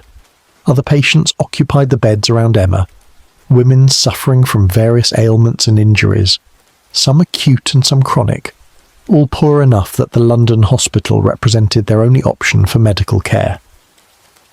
The ward was never truly quiet. Someone was always coughing or moaning or calling out for a nurse. Footsteps echoed on the wooden floors. The gas lamps hissed softly, their light never bright enough to fully illuminate the space, leaving corners in shadow. The smell was a mixture of carbolic acid used for disinfection, unwashed bodies, chamber pots that were not emptied frequently enough, and the underlying scent of sickness that no amount of cleaning could eliminate. Emma drifted in and out of consciousness, moments of clarity alternating with periods of confusion where she did not know where she was or what had happened or why she hurt so terribly. By dawn, it was clear she was dying. Her pulse was rapid and weak. Her breathing was shallow and laboured. Her skin had taken on a greyish pallor that physicians recognised as the colour of imminent death. The fever that had begun shortly after admission had climbed steadily through the night, her body's attempt to fight infection proving inadequate against the scale of contamination. She was conscious enough to understand what was happening, conscious enough to know that she would not leave the hospital alive. A priest was summoned, though whether Emma requested this or whether hospital protocol simply dictated that the dying receive religious comfort is unknown. The priest administered last rites according to the forms of the Church of England, prayers for the dying that had been spoken over countless deathbeds through countless centuries. words that promised peace and forgiveness and eternal rest to one who had known precious little of any of those things during her life. Emma Smith died on the morning of April 4th, 1888, approximately 36 hours after the attack that inflicted her fatal injuries. The cause of death was recorded as peritonitis resulting from injuries sustained during a violent assault. Her body was examined one final time by the hospital physicians, the internal damage documented for the inquest that would follow. Then she was removed from the ward, taken to the hospital mortuary, a cold room in the basement where bodies awaited collection by undertakers, or, in cases of suspicious death, by the coroner's officers for further examination. Emma's body would remain there until the inquest was complete, lying on a stone slab in a room that held multiple other bodies in various states of decay, unclaimed and unmourned, waiting for whatever disposition society deemed appropriate for the poor, who died with violence marking their final hours. Chapter 6. The Royal London Hospital. The London Hospital existed as both a physical structure and a symbolic presence in Whitechapel, its imposing facade representing civilization's attempt to impose order on the chaos of disease and injury, its wards containing the suffering that the district produced with relentless regularity. The building had grown over decades through additions and modifications, each generation leaving its architectural mark, the result being a complex that was more labyrinth than coherent design. Wards branched off central corridors at irregular intervals. Staircases led to floors that did not quite align. Service areas occupied spaces that seemed to have been inserted as afterthoughts. The whole gave the impression of organic growth rather than planned construction, as if the hospital had somehow emerged from the needs of the population it served, rather than being consciously built to meet those needs. The accident ward, where Emma Smith was taken after her initial examination, occupied a long room on the ground floor, its windows facing the street and admitting what little daylight penetrated the perpetual haze of coal smoke and fog. The ward contained perhaps 20 beds arranged in 2 rows along opposite walls, leaving a central aisle for nurses and physicians to walk. Each bed was separated from its neighbours by only a few feet, privacy being a luxury that overcrowded hospitals could not afford. The beds themselves were iron frames supporting thin mattresses stuffed with horsehair or straw, covered with sheets that were washed regularly, but never quite achieved cleanliness, the fabric retaining stains and smells from previous occupants. A single blanket was provided per patient, wool that scratched against skin but provided essential warmth in rooms that were never adequately heated. Emma's bed was near the centre of the ward, neither close to the windows with their draughts and limited light, nor near the doors with their constant traffic. She lay upon the mattress wearing a hospital gown, a shapeless garment of rough cotton that replaced the blood-soaked clothing that had been removed and likely destroyed. Her personal effects, such as they were, had been collected and stored, her torn skirt and jacket, her boots, perhaps a few coins if any remained after the robbery. These items would be returned to her if she recovered, or disposed of according to hospital policy if she did not. The bed's position allowed the nurses to observe her without difficulty, her condition being serious enough to warrant regular monitoring, but not so critical as to require isolation in a private room, assuming such rooms were even available for patients who could not pay. The ward operated according to strict routines established by generations of hospital administration and nursing practice. The night shift ended at 7 in the morning, nurses completing their final rounds, recording observations in the ward logbook, reporting any significant changes to the day staff that would replace them. The day shift arrived promptly, senior nurses distributing assignments, junior nurses beginning the work of bed making and patient washing and chamber pot emptying. Breakfast was served at 8, carried in on trays from the hospital kitchen, consisting of bread and butter and weak tea for those who could eat, gruel for those who could not manage solid food, nothing for those like Emma, whose internal injuries made eating inadvisable. The morning medical rounds began around 9, physicians making their way through the ward accompanied by students and housemen, stopping at each bed to review the patient's condition, to modify treatment plans, to make pronouncements about prognosis. When the physicians reached Emma's bed on the morning of April 3rd, the day after her admission, her condition had deteriorated noticeably from the previous evening. Her fever had climbed to dangerous levels, her skin burning to the touch despite the coolness of the ward. Her pulse was rapid, well over 100 beats per minute, the heart working desperately to maintain circulation as blood pressure dropped. Her breathing was shallow and quick, the respiratory system struggling to provide adequate oxygen to tissues that were shutting down. Her abdomen was rigid and distended, the peritoneum inflamed from infection, filling with fluid as the body attempted unsuccessfully to wall off the contamination. Light pressure on her stomach brought visible agony, Emma crying out weakly even though she was barely conscious. The attending physician, whose name was recorded as Dr. Haslip, examined Emma with thoroughness that was both clinically necessary and humanely appropriate. He palpated her abdomen gently, noting the rigidity and the pain response. He listened to her bowel sounds through a wooden stethoscope, hearing nothing, the intestines having ceased their normal movement as inflammation paralyzed the digestive system. He examined her external wounds, the facial trauma showing signs of healing that would never reach completion, the bruising spreading and darkening as blood beneath the skin spread and broke down. He performed a pelvic examination, as delicate as circumstances allowed, confirming the findings of the initial assessment: extensive internal trauma, perforation of the peritoneum, ongoing bleeding that had slowed but not stopped. Dr. Haslip's notes in the medical record were precise and clinical, documenting observations without emotional commentary, adhering to the professional detachment that medical practice required. Rupture of the perineum, penetration of the peritoneal cavity, signs of advanced peritonitis, fever, tachycardia, diminished consciousness, prognosis grave, treatment options limited to supportive care. No surgical intervention contemplated, the risk of operation exceeding any possible benefit given the extent of damage and the patient's weakened state. The notes did not record what Dr. Haslip might have thought about the cruelty of Emma's injuries, about the calculated violence that had inflicted them, about the society that produced such violence with depressing regularity. Medical records concern themselves with bodies, not with justice or morality, or the broader questions of why women like Emma Smith ended up in hospital wards dying from wounds that no one would be punished for inflicting. The nurses who attended Emma during her time in the hospital provided what comfort they could within the limitations of their training and resources.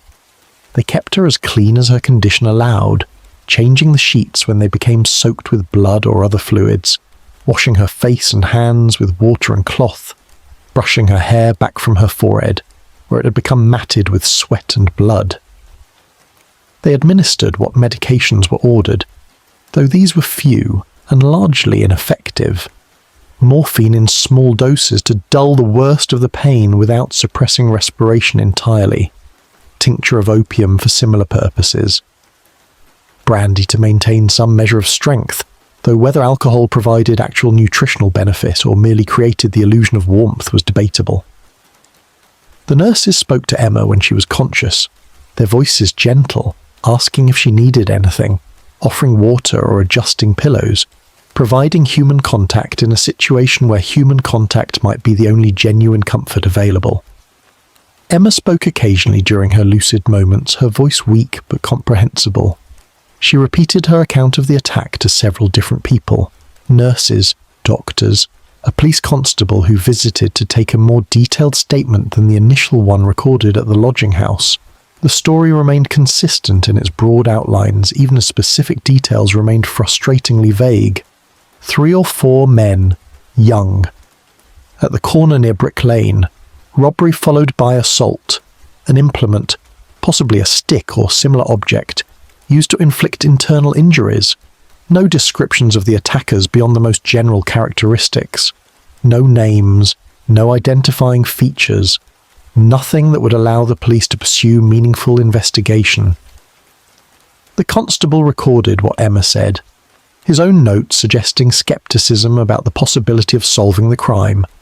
The investigation likely to be perfunctory at best given the lack of leads and the status of the victim.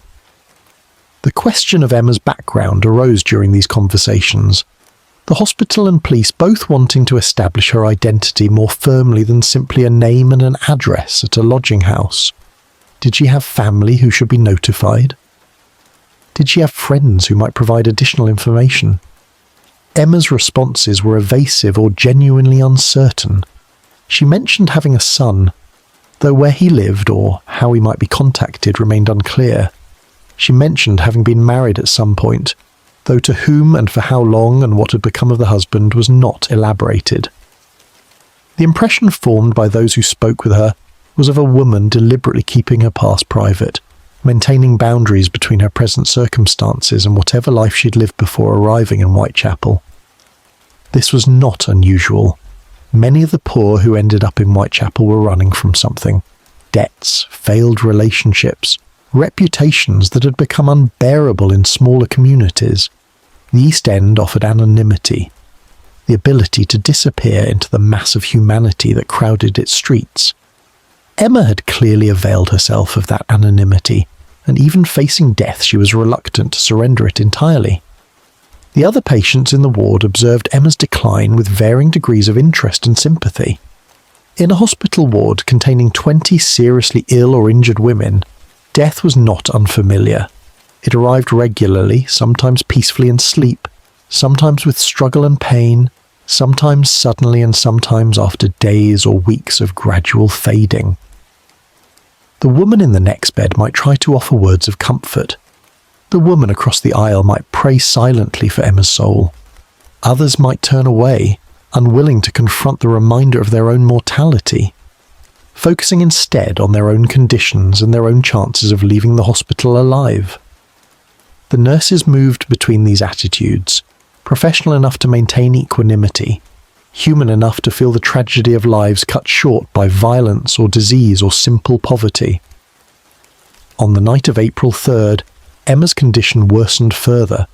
The fever spiked higher, pushing her into delirium where she spoke words that made no sense, addressing people who were not present, reliving moments from a past that only she could see. Her body convulsed periodically, muscles seizing as the infection spread through her system, toxins from dying tissue poisoning her blood. The nurses applied cold compresses to her forehead, attempting to bring down the fever, though they knew this was largely futile. Once peritonitis had taken hold, once the infection had spread throughout the abdominal cavity, there was no treatment that 1888 medicine could provide that would alter the outcome. Emma was dying, and all that remained was to make that dying as comfortable as possible and to ensure she did not die alone. The night staff took turns sitting with her during the darkest hours, one nurse always within sight of her bed, watching for signs of final decline. Emma would thrash weakly, cry out in pain, then fall back into unconsciousness, the cycle repeating with decreasing vigour as her strength ebbed. Sometimes she would open her eyes and seem to recognise where she was, would try to speak but produce only whispers that were inaudible over the ambient noise of the ward. The nurse would lean close, ear near Emma's mouth, trying to hear what she was saying, but the words were too faint or too confused to understand. Apologies, perhaps. Prayers. Names of people long gone. The final thoughts of a dying mind struggling to make sense of its dissolution. Dawn came on April 4th with grey light seeping through the ward windows, revealing another day that Emma Smith would not fully experience. Her breathing had become irregular, long periods of shallow panting followed by pauses where she seemed to have stopped entirely, then a gasping inhalation as her body fought for one more breath. Her pulse was barely palpable, the heart beating so weakly that finding it required pressing fingers firmly against her wrist or neck. Her skin had taken on the mottled appearance that preceded death, circulation failing at the extremities first, blood pooling in the core in a futile attempt to maintain vital organs. The nurses who came on duty for the morning shift assessed her condition immediately, recognising the signs, informing the senior nurse that Emma would likely not survive the morning. Dr. Haslip was notified and came to the ward to make a final assessment. He examined Emma briefly, confirmed what the nurses already knew, recorded the time and his observations: patient unconscious, pulse thready, respiration irregular, death imminent. He ordered that Emma be made as comfortable as possible and that the priest be summoned if one was available, though Emma's religious affiliation was unknown and her current state suggested she was beyond appreciating spiritual comfort. The priest came regardless, a young curate from one of the local parishes who made regular rounds at the London hospital, attending to the dying regardless of their background or beliefs. He stood beside Emma's bed and recited the prayers for the dying, his voice calm and practiced, the words flowing over Emma's unconscious form like water over stone. Emma Smith died at approximately 9 o'clock on the morning of April 4th, 1888. The exact moment was difficult to determine, her breathing having become so shallow and irregular that it was unclear when the final breath occurred. The nurse who was present noted the time when she could no longer detect a pulse, when Emma's chest stopped moving, when the subtle signs of life finally ceased. A sheet was pulled over Emma's face, marking her transition from patient to corpse, from person to body. The other patients in the ward looked away or crossed themselves or simply continued with their own concerns. The nurses completed the necessary documentation, recording the time of death in the ward log, noting the cause as peritonitis secondary to violent assault. Emma's body remained in the bed for a short time while arrangements were made, then was transferred to the hospital mortuary to await the inquest that the law required in cases of suspicious death. Chapter 7. The Inquest at the Vestry Hall.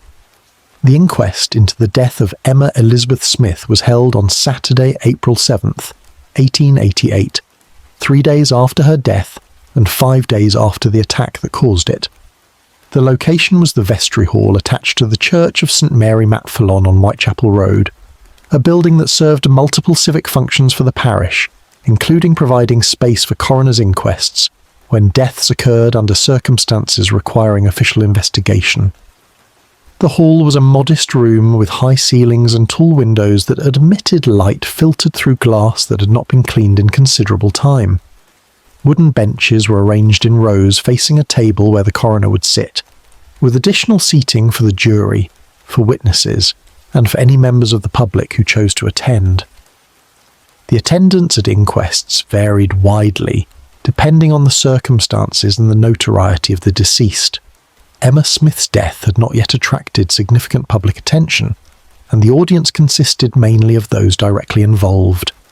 Witnesses who had been summoned, police constables who had investigated, hospital staff who had treated her, and perhaps a handful of curious locals who had nothing better to do on a Saturday morning.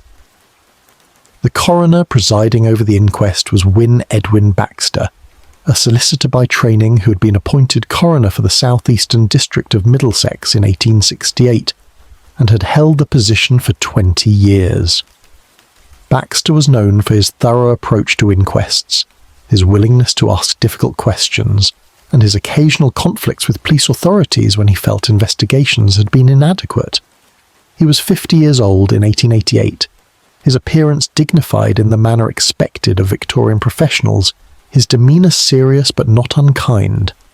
He took his responsibilities seriously, understanding that the inquest served both legal and social functions, establishing cause of death for official records while also providing a public forum where the circumstances of death could be examined and theoretically at least justice could be pursued. The jury consisted of local men, selected according to the procedures established by law, their role being to hear evidence and reach a verdict on the cause of death. Coroners' juries in 1888 typically numbered between 12 and 15 men, drawn from the property-owning classes of the district, which in Whitechapel meant shopkeepers, clerks, small businessmen, those who had achieved a minimal level of economic stability above the desperate poverty that characterized most of the population. These were not men who necessarily knew Emma Smith or understood the details of her life, but they were familiar with Whitechapel, understood the violence that pervaded the district, and could be relied upon to reach reasonable conclusions based on the evidence presented. Baxter opened the proceedings with a brief statement outlining the purpose of the inquest. Emma Elizabeth Smith had died at the London hospital on April 4th from injuries sustained during a violent assault on the night of April 2nd. The jury's task was to hear testimony from witnesses who had knowledge of the circumstances surrounding her death, and to determine the cause of death, and, if possible, whether criminal acts had contributed to that death, and who might be responsible. Baxter emphasised that the inquest was not a criminal trial, that its purpose was investigative rather than punitive, but that findings from the inquest could and often did lead to criminal prosecutions if the evidence warranted such action. The first witness called was the deputy keeper from the lodging house at 18 George Street, whose name appears in some records as Mary Russell, though this identification is uncertain. She testified to Emma's return to the lodging house in the early morning hours of April 3rd, describing Emma's condition: severely beaten, bleeding profusely, barely able to speak. She described helping Emma into the building and up to her room, attempting to provide basic first aid, quickly realising the injuries were beyond what could be treated with the resources available at a common lodging house. She testified to summoning a police constable and to the subsequent transport of Emma to the London hospital. Under questioning from Baxter, she provided what information she knew about Emma's background: that Emma had lived at 18 George Street for an indeterminate period, that she paid her rent regularly, that she appeared to support herself through prostitution, though this was not stated explicitly in the testimony, Victorian propriety requiring such matters to be referred to obliquely as living on the streets, or having no lawful means of support. The police constable who had responded to the lodging house was called next. His testimony covered his arrival at the scene, his assessment of Emma's injuries, his decision to arrange transport to the hospital, and his initial investigation into the circumstances of the attack. He had questioned Emma about what happened, receiving the account of 3 or 4 young men attacking her near the corner of Brick Lane. He had visited the location the following day but found no physical evidence of the assault, the rain having washed away any blood, the location being too public and too frequently trafficked to preserve any useful traces.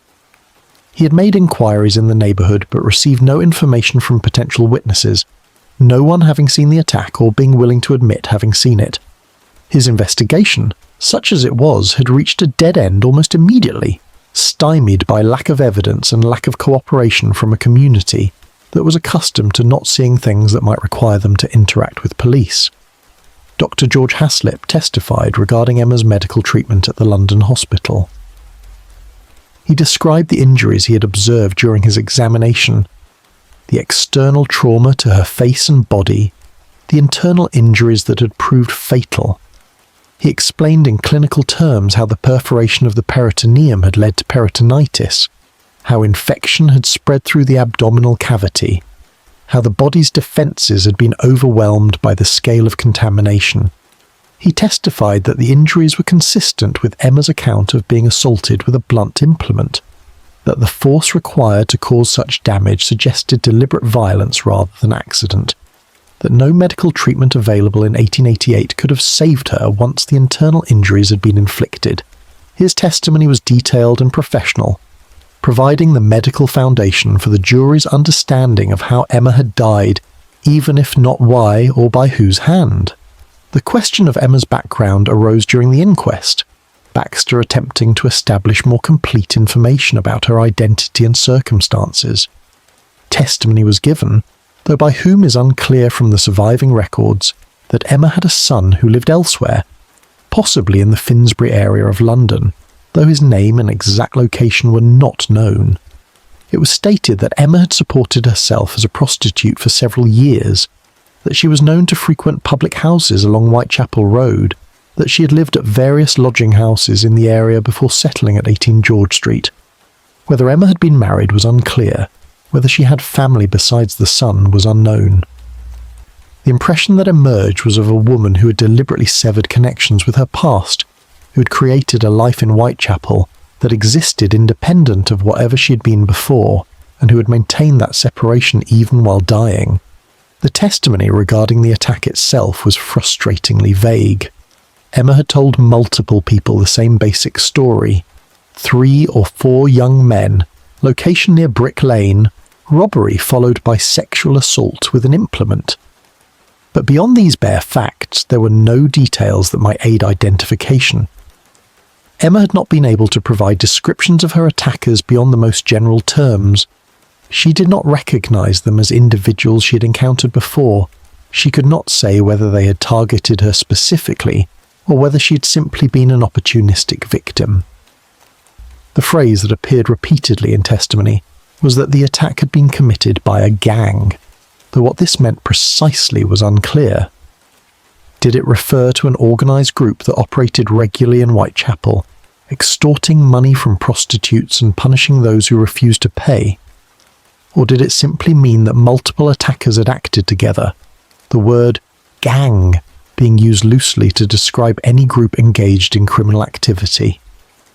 Baxter questioned the police constable about organised criminal activity in Whitechapel, specifically about gangs that might prey on prostitutes. The constable acknowledged that such groups existed, that women who worked the streets were frequently targeted for robbery and extortion, that violence against prostitutes was common and rarely prosecuted because victims were reluctant to come forward and because police resources were limited and prioritised other crimes. He stated that there had been other similar attacks in recent months, though none as serious as Emma's, suggesting a pattern of violence that the police were aware of but largely unable to prevent or investigate effectively. This testimony painted a picture of Whitechapel as a place where certain populations, particularly women, engaged in prostitution, existed beyond the protection of law, vulnerable to predation with little recourse to justice. The jury deliberated briefly after hearing all testimony.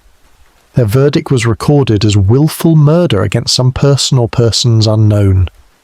This was the standard verdict in cases where criminal homicide was clear, but the perpetrators could not be identified. The verdict confirmed that Emma Smith had been murdered, that her death resulted from criminal violence rather than accident or natural causes, but it also acknowledged the reality that no one would be held accountable, that the investigation had failed to identify any suspects, that Emma's killers would remain anonymous and unpunished. Baxter accepted the verdict and closed the inquest, the official proceedings having accomplished what they were designed to accomplish: establishing cause of death, creating a public record of the circumstances, and providing legal foundation for future action should evidence emerge that might lead to arrests. But no evidence would emerge, no arrests would be made. Emma Smith's murder would join the countless other unsolved crimes that accumulated in Whitechapel like sediment, layers of violence and death that the authorities acknowledged but could not address.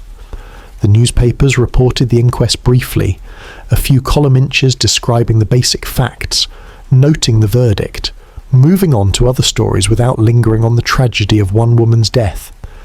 Emma's body was released for burial after the inquest concluded, though where she was buried and whether any funeral service was held remains unrecorded.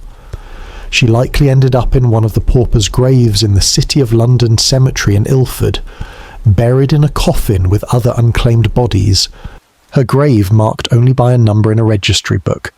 No headstone, no memorial, nothing to indicate that Emma Elizabeth Smith had ever existed beyond her appearance in death records and inquest transcripts. The case was closed but not resolved. Emma's murder remained officially unsolved, filed away in police records as another example of the violence that characterised life in Whitechapel. Another woman who had died because she had the misfortune to be in the wrong place at the wrong time without protection. The police moved on to other cases, the hospital beds at the London filled with new patients suffering from new injuries and illnesses. The lodging house at 18 George Street rented Emma's room to someone else within days, needing the income, unable to afford leaving space vacant out of respect for the dead. Life in Whitechapel continued as it always had, indifferent to individual tragedies, grinding forward with the inexorable momentum of a district where survival required forgetting almost as much as it required remembering. Chapter 8. The Shadow Gang. The word gang carried specific connotations in the London of 1888. evoking images of organised criminality that operated beyond the reach of law, groups bound by loyalty or intimidation or mutual profit, who engaged in activities ranging from petty theft to violence for hire. Whitechapel had its share of such organisations, though the term was applied loosely to everything from formal criminal enterprises to informal associations of youths who banded together for protection or predation. The newspapers of the era wrote breathlessly about these gangs, assigning them dramatic names and attributing to them capabilities that probably exceeded reality. But beneath the sensationalism lay genuine truth. Whitechapel's streets were controlled not by police, but by those willing to use violence to establish and maintain territorial dominance, and women who worked those streets existed at the mercy of forces that viewed them as resources to be exploited rather than people deserving protection. The testimony at Emma Smith's inquest had included references to gangs operating in Whitechapel, specifically gangs that targeted prostitutes for robbery and extortion. The police constable who testified acknowledged the existence of such groups but provided few specifics, either because he lacked detailed knowledge or because admitting the full scope of the problem would reflect poorly on the Metropolitan Police's ability to maintain order. The vague language used suggested uncertainty about whether Emma's attackers belonged to an organised group or were simply opportunistic criminals who happened to be working together that night. But the question persisted in the aftermath of the inquest, debated in the public houses and lodging houses of Whitechapel, whispered among the women who continued to walk the streets despite knowing what had happened to Emma Smith. The extortion of prostitutes was not a new phenomenon in 1888. Women who sold their bodies for survival had always been vulnerable to those who demanded payment for the privilege of working particular streets, or who threatened violence against those who refused to comply. The mechanics were straightforward. A group of men would claim territory, a specific set of streets or courts, and would inform women working in that area that they owed a percentage of their earnings as protection money. The protection was theoretical, a promise that the women would not be harmed as long as they paid, though in practice the only threat being protected against was violence from the very men demanding payment. Women who refused, or who could not pay, faced escalating consequences. First verbal threats, then physical intimidation, then beatings that served both as punishment and as warning to others. The system was efficient because it was self-enforcing. Women who were attacked rarely reported to police, knowing that police would be unlikely to help and might create additional problems. The few who did report found their complaints dismissed or minimised, treated as occupational hazards rather than serious crimes deserving investigation. The attack on Emma Smith bore characteristics consistent with such extortion violence. Multiple attackers working together suggested coordination rather than spontaneous assault. The robbery element indicated financial motivation, but the severity of the violence went beyond what was typically employed in extortion operations. A beating might be expected, bruises and cuts that would heal while conveying the message that payment was required. But the internal injuries inflicted on Emma, the deliberate violation with an implement, suggested something beyond simple enforcement of criminal business practices. This was violence as statement, violence that exceeded functional requirements, violence that seemed motivated by cruelty as much as by any rational criminal purpose. Several theories emerged in the weeks following Emma's death, attempts by those familiar with Whitechapel's underworld to explain who might have been responsible and why. One theory held that Emma had been targeted specifically, that she had refused to pay protection money to a gang controlling her usual territory, that the attack was punishment designed to terrorize other women into compliance. This theory was supported by the organized nature of the assault, multiple attackers working together, and by testimony that suggested Emma had been seen arguing with men in the days before the attack, though this testimony was second-hand and unreliable. Another theory held that Emma had simply been in the wrong place at the wrong time, that she'd encountered a group of young men looking for trouble, that the attack was random rather than calculated, driven by drink and boredom and the casual brutality that young men sometimes inflicted when they believed themselves beyond consequences. A third theory, darker and more disturbing, suggested that the attack was recreational, that certain groups of men in Whitechapel amused themselves by attacking prostitutes not for robbery or extortion, but simply because they could, because such women were vulnerable and unprotected, because violence against them carried no risk of serious legal consequences. This theory was supported by reports, largely unverified but persistent, of a gang that called itself by various names or no name at all, that operated in the area around Brick Lane, that specifically targeted women walking alone late at night. The existence of such a group was difficult to confirm. No one who might have been a member would admit it. No one who might have witnessed their activities was willing to testify. The stories circulated in whispers, gaining details with each retelling, becoming less reliable even as they became more elaborate. What could be established with reasonable certainty was that violence against prostitutes in Whitechapel was endemic and increasing in the spring of 1888. Police records, incomplete though they were, documented multiple assaults on women during March and April of that year. Most were simple robberies, women relieved of their small earnings through threat or force. Some involved beating severe enough to require medical attention. A few involved sexual assault in addition to robbery. Emma Smith's case was unusual only in its severity and its fatal outcome. The pattern suggested either that a specific group was responsible for multiple attacks, or that multiple groups and individuals were engaging in similar behaviour independently. The culture of violence against women being pervasive enough that such attacks required no central coordination. The police response to this violence was inadequate by any reasonable measure, though whether this reflected institutional indifference or simple inability to address crimes that left few clues and whose victims rarely cooperated with investigations was debatable. H Division, responsible for policing Whitechapel, was chronically understaffed relative to the population it served. Constables walked beats that were too large to patrol effectively, their presence predictable enough that criminals could easily avoid them. Detective resources were limited and generally reserved for crimes that affected property or persons of higher social standing. A prostitute robbed and beaten might file a report if she felt motivated to do so, but that report was unlikely to result in meaningful investigation. The officer taking the statement would record the basic facts, file the paperwork, and move on to the next case. Without witnesses willing to testify, without physical evidence, without victims who could identify their attackers, prosecution was impossible even when arrests could be made. The women of Whitechapel understood this reality and adjusted their behaviour accordingly. They worked in pairs when possible, one woman watching while another conducted business, ready to call for help, or at least to serve as witness if things went wrong.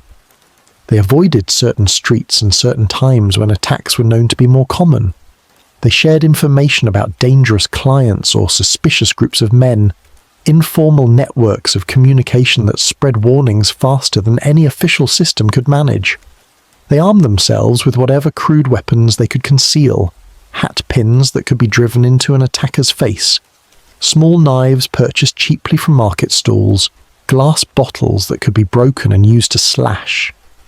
These measures provided minimal security, more psychological comfort than actual protection, but they were better than nothing in a world where nothing was often all that was available. The question of whether Emma Smith's attackers were ever identified or apprehended can be answered definitively. They were not. No arrests were made in connection with her murder. No suspects were ever named publicly. The investigation, such as it was, ended within days of the inquest, the case remaining officially open but practically abandoned. This outcome was not unusual. The Metropolitan Police's ability to solve murders in Whitechapel was poor even in cases involving victims of higher social standing. When the victim was a prostitute, when the crime occurred in darkness on empty streets, when witnesses were non-existent or uncooperative, the chances of successful prosecution approached zero. Emma's killers walked free, perhaps feeling remorse, perhaps boasting of their actions to friends, perhaps moving on to other victims without giving Emma Smith another thought. The summer of 1888 would bring more violence to Whitechapel. Violence that would eventually overshadow Emma's death completely. Violence that would make the attack on Easter Monday seem almost ordinary by comparison. But in April, in the immediate aftermath of the inquest, Emma's murder generated significant anxiety among the women who worked Whitechapel streets. If Emma could be killed with such brutality, if her attackers could act with such impunity, then no one was safe. The lodging houses buzzed with frightened conversation. Women debated whether to continue working or to seek other means of survival, though for most such debate was purely theoretical, no other options actually existing. Some women left Whitechapel temporarily, travelling to other districts where they were less known, hoping that distance would provide safety. Most stayed, because staying was all they knew how to do, because the alternative to staying was starving, because fear could not be allowed to interfere with the necessity of earning 4p for a bed. The deputy keepers at lodging houses throughout Whitechapel noted increased caution among their residents. Women returned earlier from their nightly work, unwilling to remain on the streets past 2 or 3 in the morning when traffic thinned and danger increased. They asked to share rooms rather than sleeping alone, pooling their 4p to rent space that could accommodate 2 beds, or allowing friends to sleep on the floor rather than face the night alone. The keepers accommodated these arrangements when possible, recognising that frightened women might take their business to other lodging houses if their concerns were dismissed. Business was business, but business that ignored the realities of life in Whitechapel would soon find itself without customers. The clergy of Whitechapel, those earnest souls who operated missions and shelters for fallen women, saw the attack on Emma Smith as confirmation of their beliefs about the moral degradation of prostitution. Sermons were preached warning women away from lives of sin, emphasising that Emma's fate awaited all who persisted in such wickedness. These sermons were well-intentioned but profoundly unhelpful, offering moral condemnation rather than practical alternatives, failing to recognise that most women engaged in prostitution not from moral failure, but from economic desperation. The missions offered shelter to a limited number of women, but that shelter came with conditions: mandatory religious instruction, labour in exchange for room and board, absolute obedience to rules that governed every aspect of daily life. Many women found the workhouse preferable to the missions, and the workhouse was hardly anyone's first choice. The newspapers gradually lost interest in Emma Smith's murder, as April progressed into May and no new developments emerged.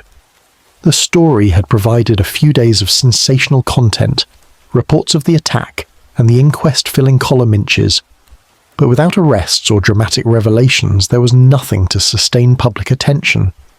Other crimes occurred, other tragedies unfolded, the endless parade of London life moving forward without pause.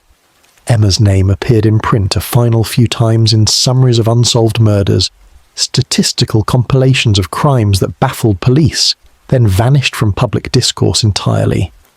She had been briefly notable, briefly a subject of concern and conversation, then forgotten as thoroughly as if she had never existed. This was the fate of most who died violently in Whitechapel. Their deaths marked in official records, but leaving no lasting impression on the larger world that surrounded the East End. But the women who had known Emma, or who had heard her story, or who simply recognised that they were no different from her except in the accident of having survived thus far, those women remembered. They remembered as they walked the same streets Emma had walked. They remembered when they encountered groups of men late at night, never certain whether those men were merely drunk or actively dangerous. They remembered when they returned to their lodging houses in the early morning hours, relieved to have survived another night, knowing that survival was temporary and provisional, that tomorrow or next week or next month might bring the same fate that had befallen Emma Smith. Memory in Whitechapel was selective and practical. The dead were mourned briefly, if at all, then set aside because dwelling on death served no useful purpose when life required constant vigilance and effort. But Emma was not entirely forgotten. Not yet. Not while women who resembled her still walked the streets she'd walked, still faced the dangers she'd faced, still hoped that what had happened to her would not happen to them. Chapter 9. The first of many. The summer of 1888 arrived with weather that alternated between oppressive heat and sudden storms. The air in Whitechapel thick enough to taste, laden with moisture and coal smoke and the accumulated exhalations of 80,000 people living in too little space with inadequate sanitation. The street smelled worse in summer, the heat intensifying every unpleasant odour, turning the district into an olfactory assault that newcomers found overwhelming and long-time residents had learned to ignore through sheer necessity. The Thames at low tide contributed its particular stench, the exposed mud holding generations of waste and decay. The slaughterhouses and tanneries worked through the heat, blood and chemicals mixing with the general miasma. People slept poorly, windows opened for ventilation, but admitting mosquitoes and the noise of neighbours who were also too hot to sleep comfortably. Emma Smith's murder receded further into memory as May and June passed. The police investigation, such as it had been, was effectively closed. The case remained officially unsolved, but no active efforts were being made to identify her attackers. The lodging house at 18 George Street had long since rented her room to a new occupant. The bed she had died in at the London hospital had been occupied by dozens of other patients. The grave where her body lay unmarked held no flowers, received no visitors. Life in Whitechapel continued with the relentless momentum that characterised places where survival demanded constant forward motion, where pausing to mourn or reflect was a luxury few could afford. By July, Emma's name would have been forgotten by all but a handful of people who had known her personally, her death reduced to a statistic in police records and a paragraph in newspaper archives that no one read. But Whitechapel was not finished with murder. The violence that had claimed Emma Smith was not anomalous but symptomatic, a manifestation of conditions that would produce more deaths before the year ended. On the night of August 6th, 1888, another woman was found dead under circumstances that superficially resembled Emma's case. Martha Tabram, 39 years old, separated from her husband, supporting herself through prostitution, was discovered in the early morning hours on a landing at George Yard Buildings, a tenement off Whitechapel Road.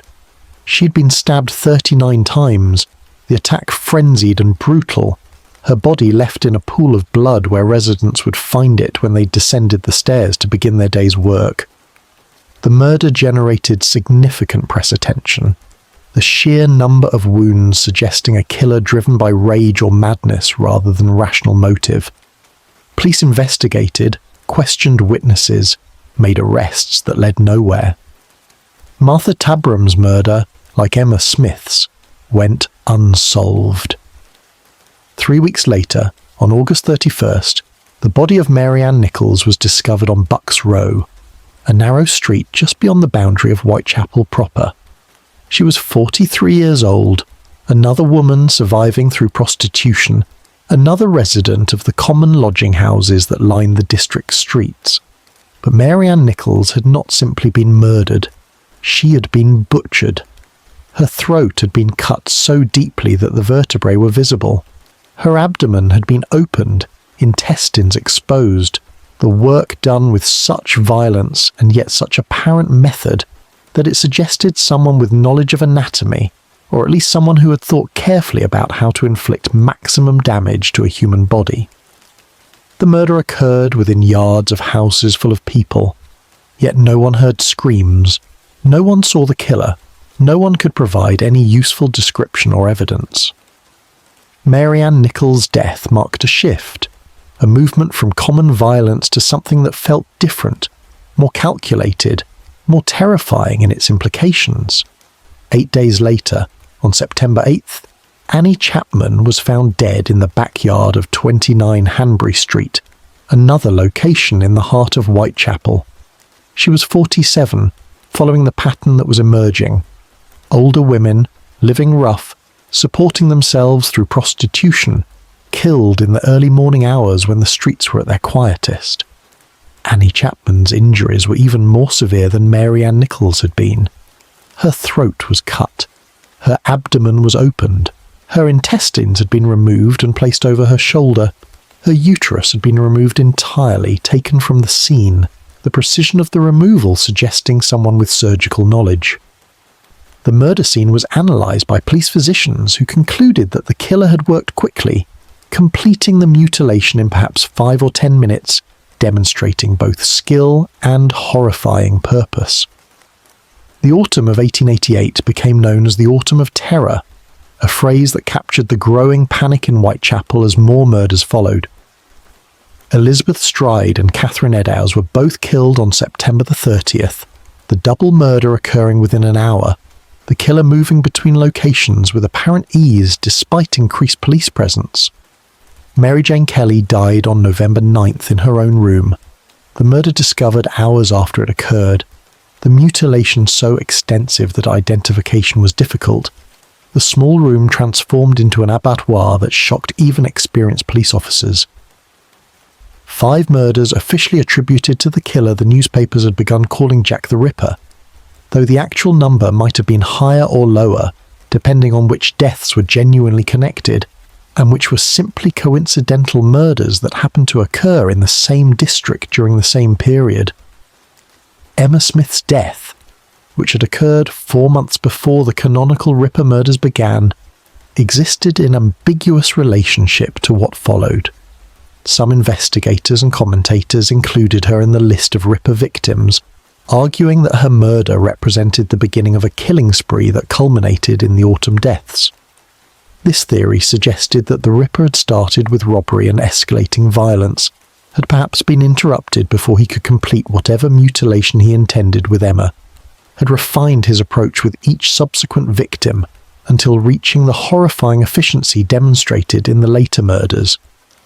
Other analysts excluded Emma from the Ripper canon, noting that her attack involved multiple assailants while the Ripper clearly worked alone, that robbery was a clear motive in her case while the Ripper took nothing of value, that the nature of the injuries was different enough to suggest different perpetrators.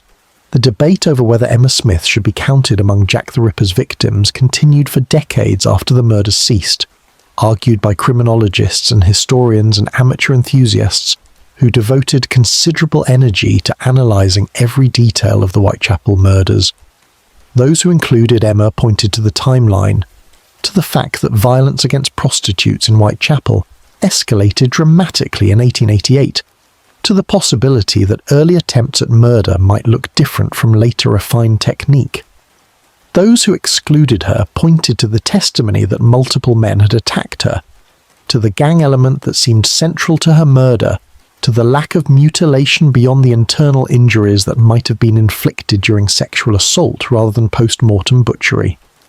Neither side could prove their case definitively because the evidence was incomplete and contaminated by time and by the overlay of mythology that quickly accumulated around the Ripper murders.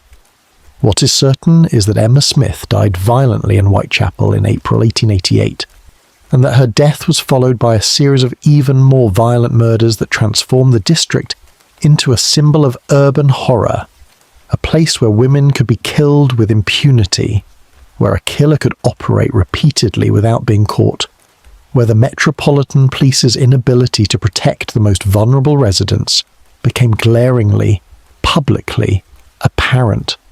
Whether the same person killed Emma Smith and Mary Ann Nichols and the others is ultimately less important than the larger truth that their murders revealed, that certain lives were valued so little by society that their destruction went largely unmourned and entirely unpunished, that women who sold their bodies for survival existed beyond the protection of law and custom, that Whitechapel in 1888 was a place where death came easily to those who had the misfortune to be poor, female, and alone.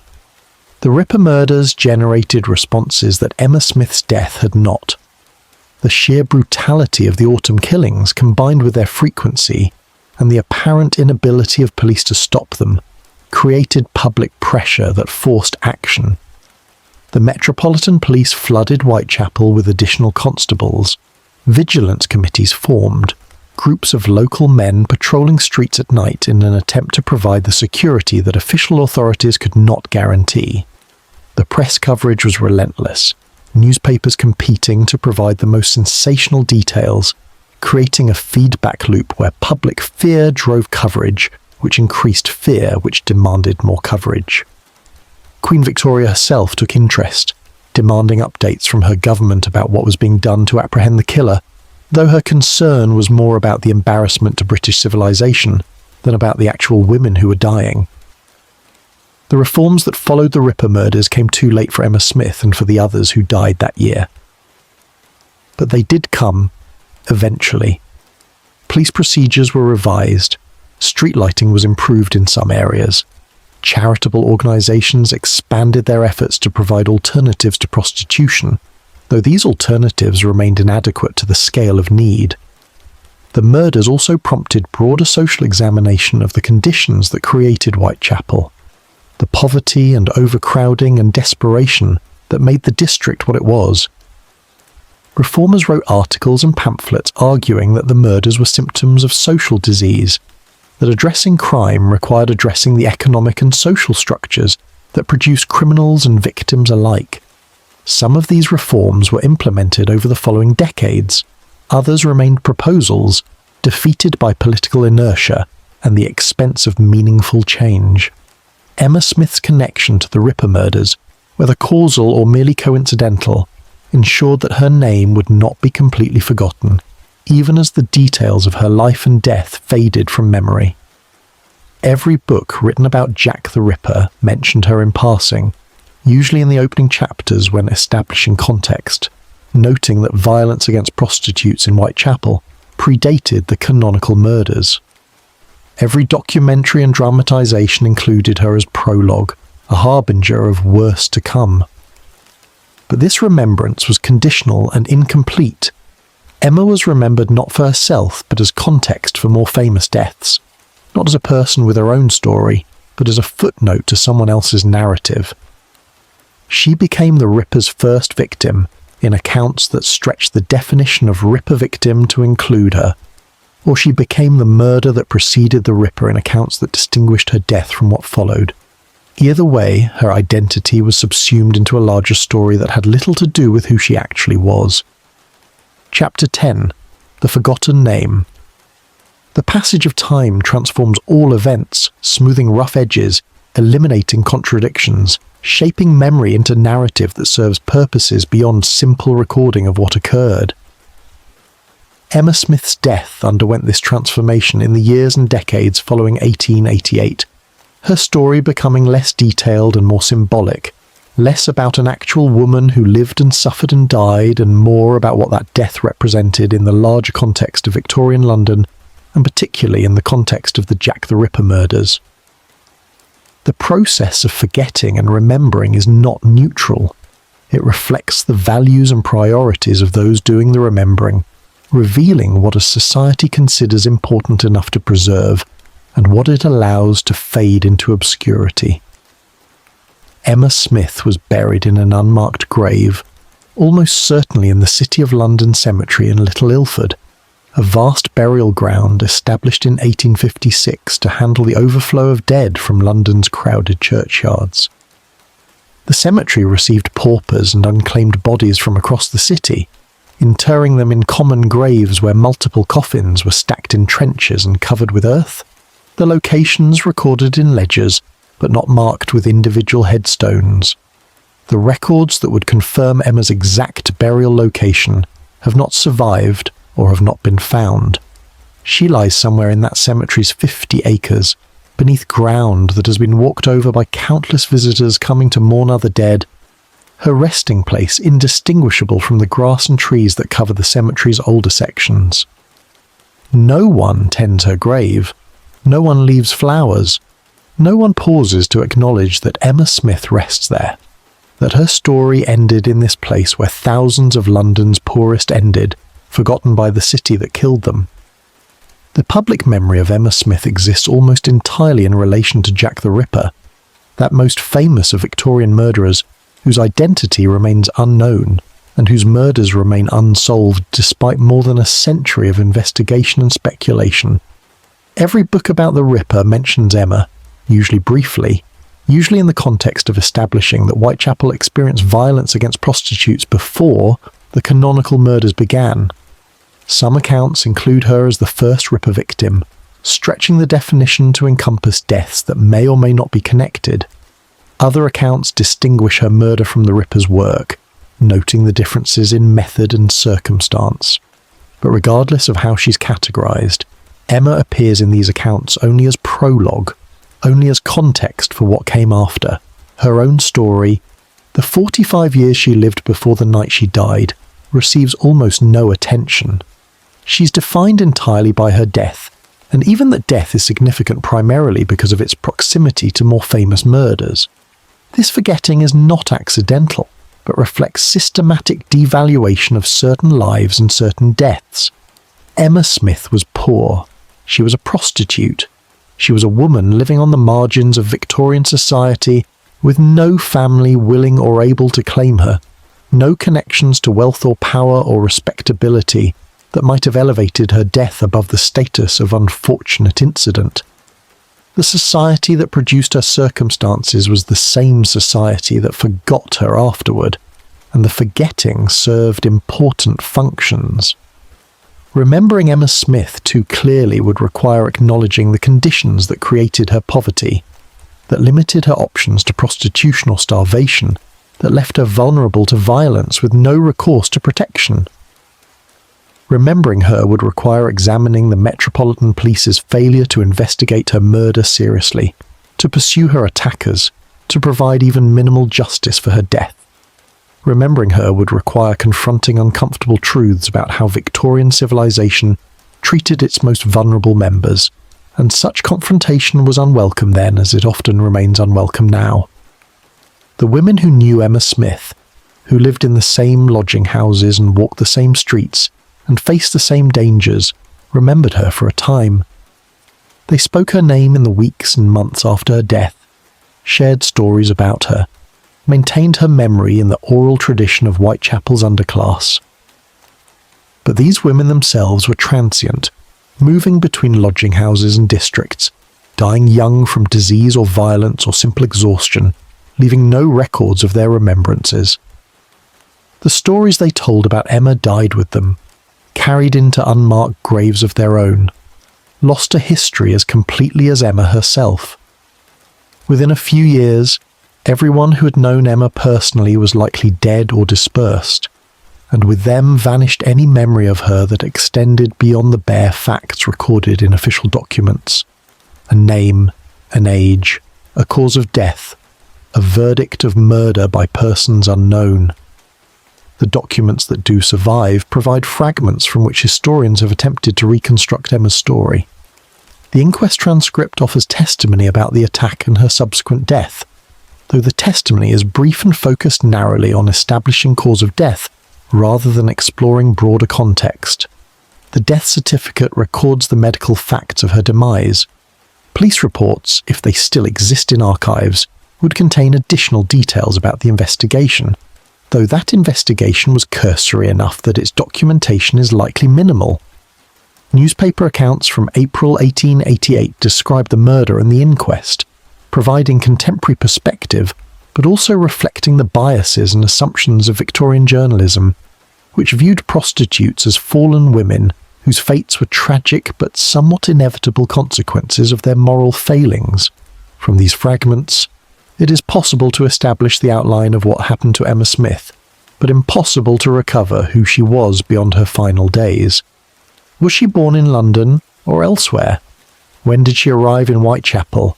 What circumstances led her into prostitution? Did she have family who mourned her? Did she have friends who remembered her with affection?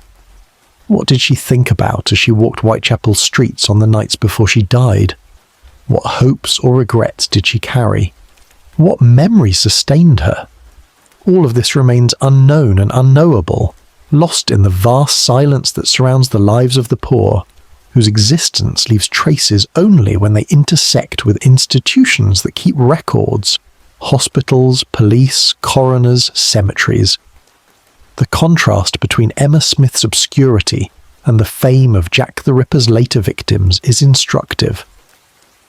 Mary Ann Nichols, Annie Chapman, Elizabeth Stride, Catherine Eddowes, and Mary Jane Kelly are remembered individually, their names known to anyone with even passing interest in Victorian crime. Books have been written about each of them. Their photographs, when they exist, have been reproduced countless times. Their life stories have been researched and documented in detail that, while still incomplete, far exceeds what is known about Emma. The difference is not that their lives were more valuable or their deaths more tragic, but that their murders became famous, became part of a larger mystery that captured public imagination in ways that Emma's death did not.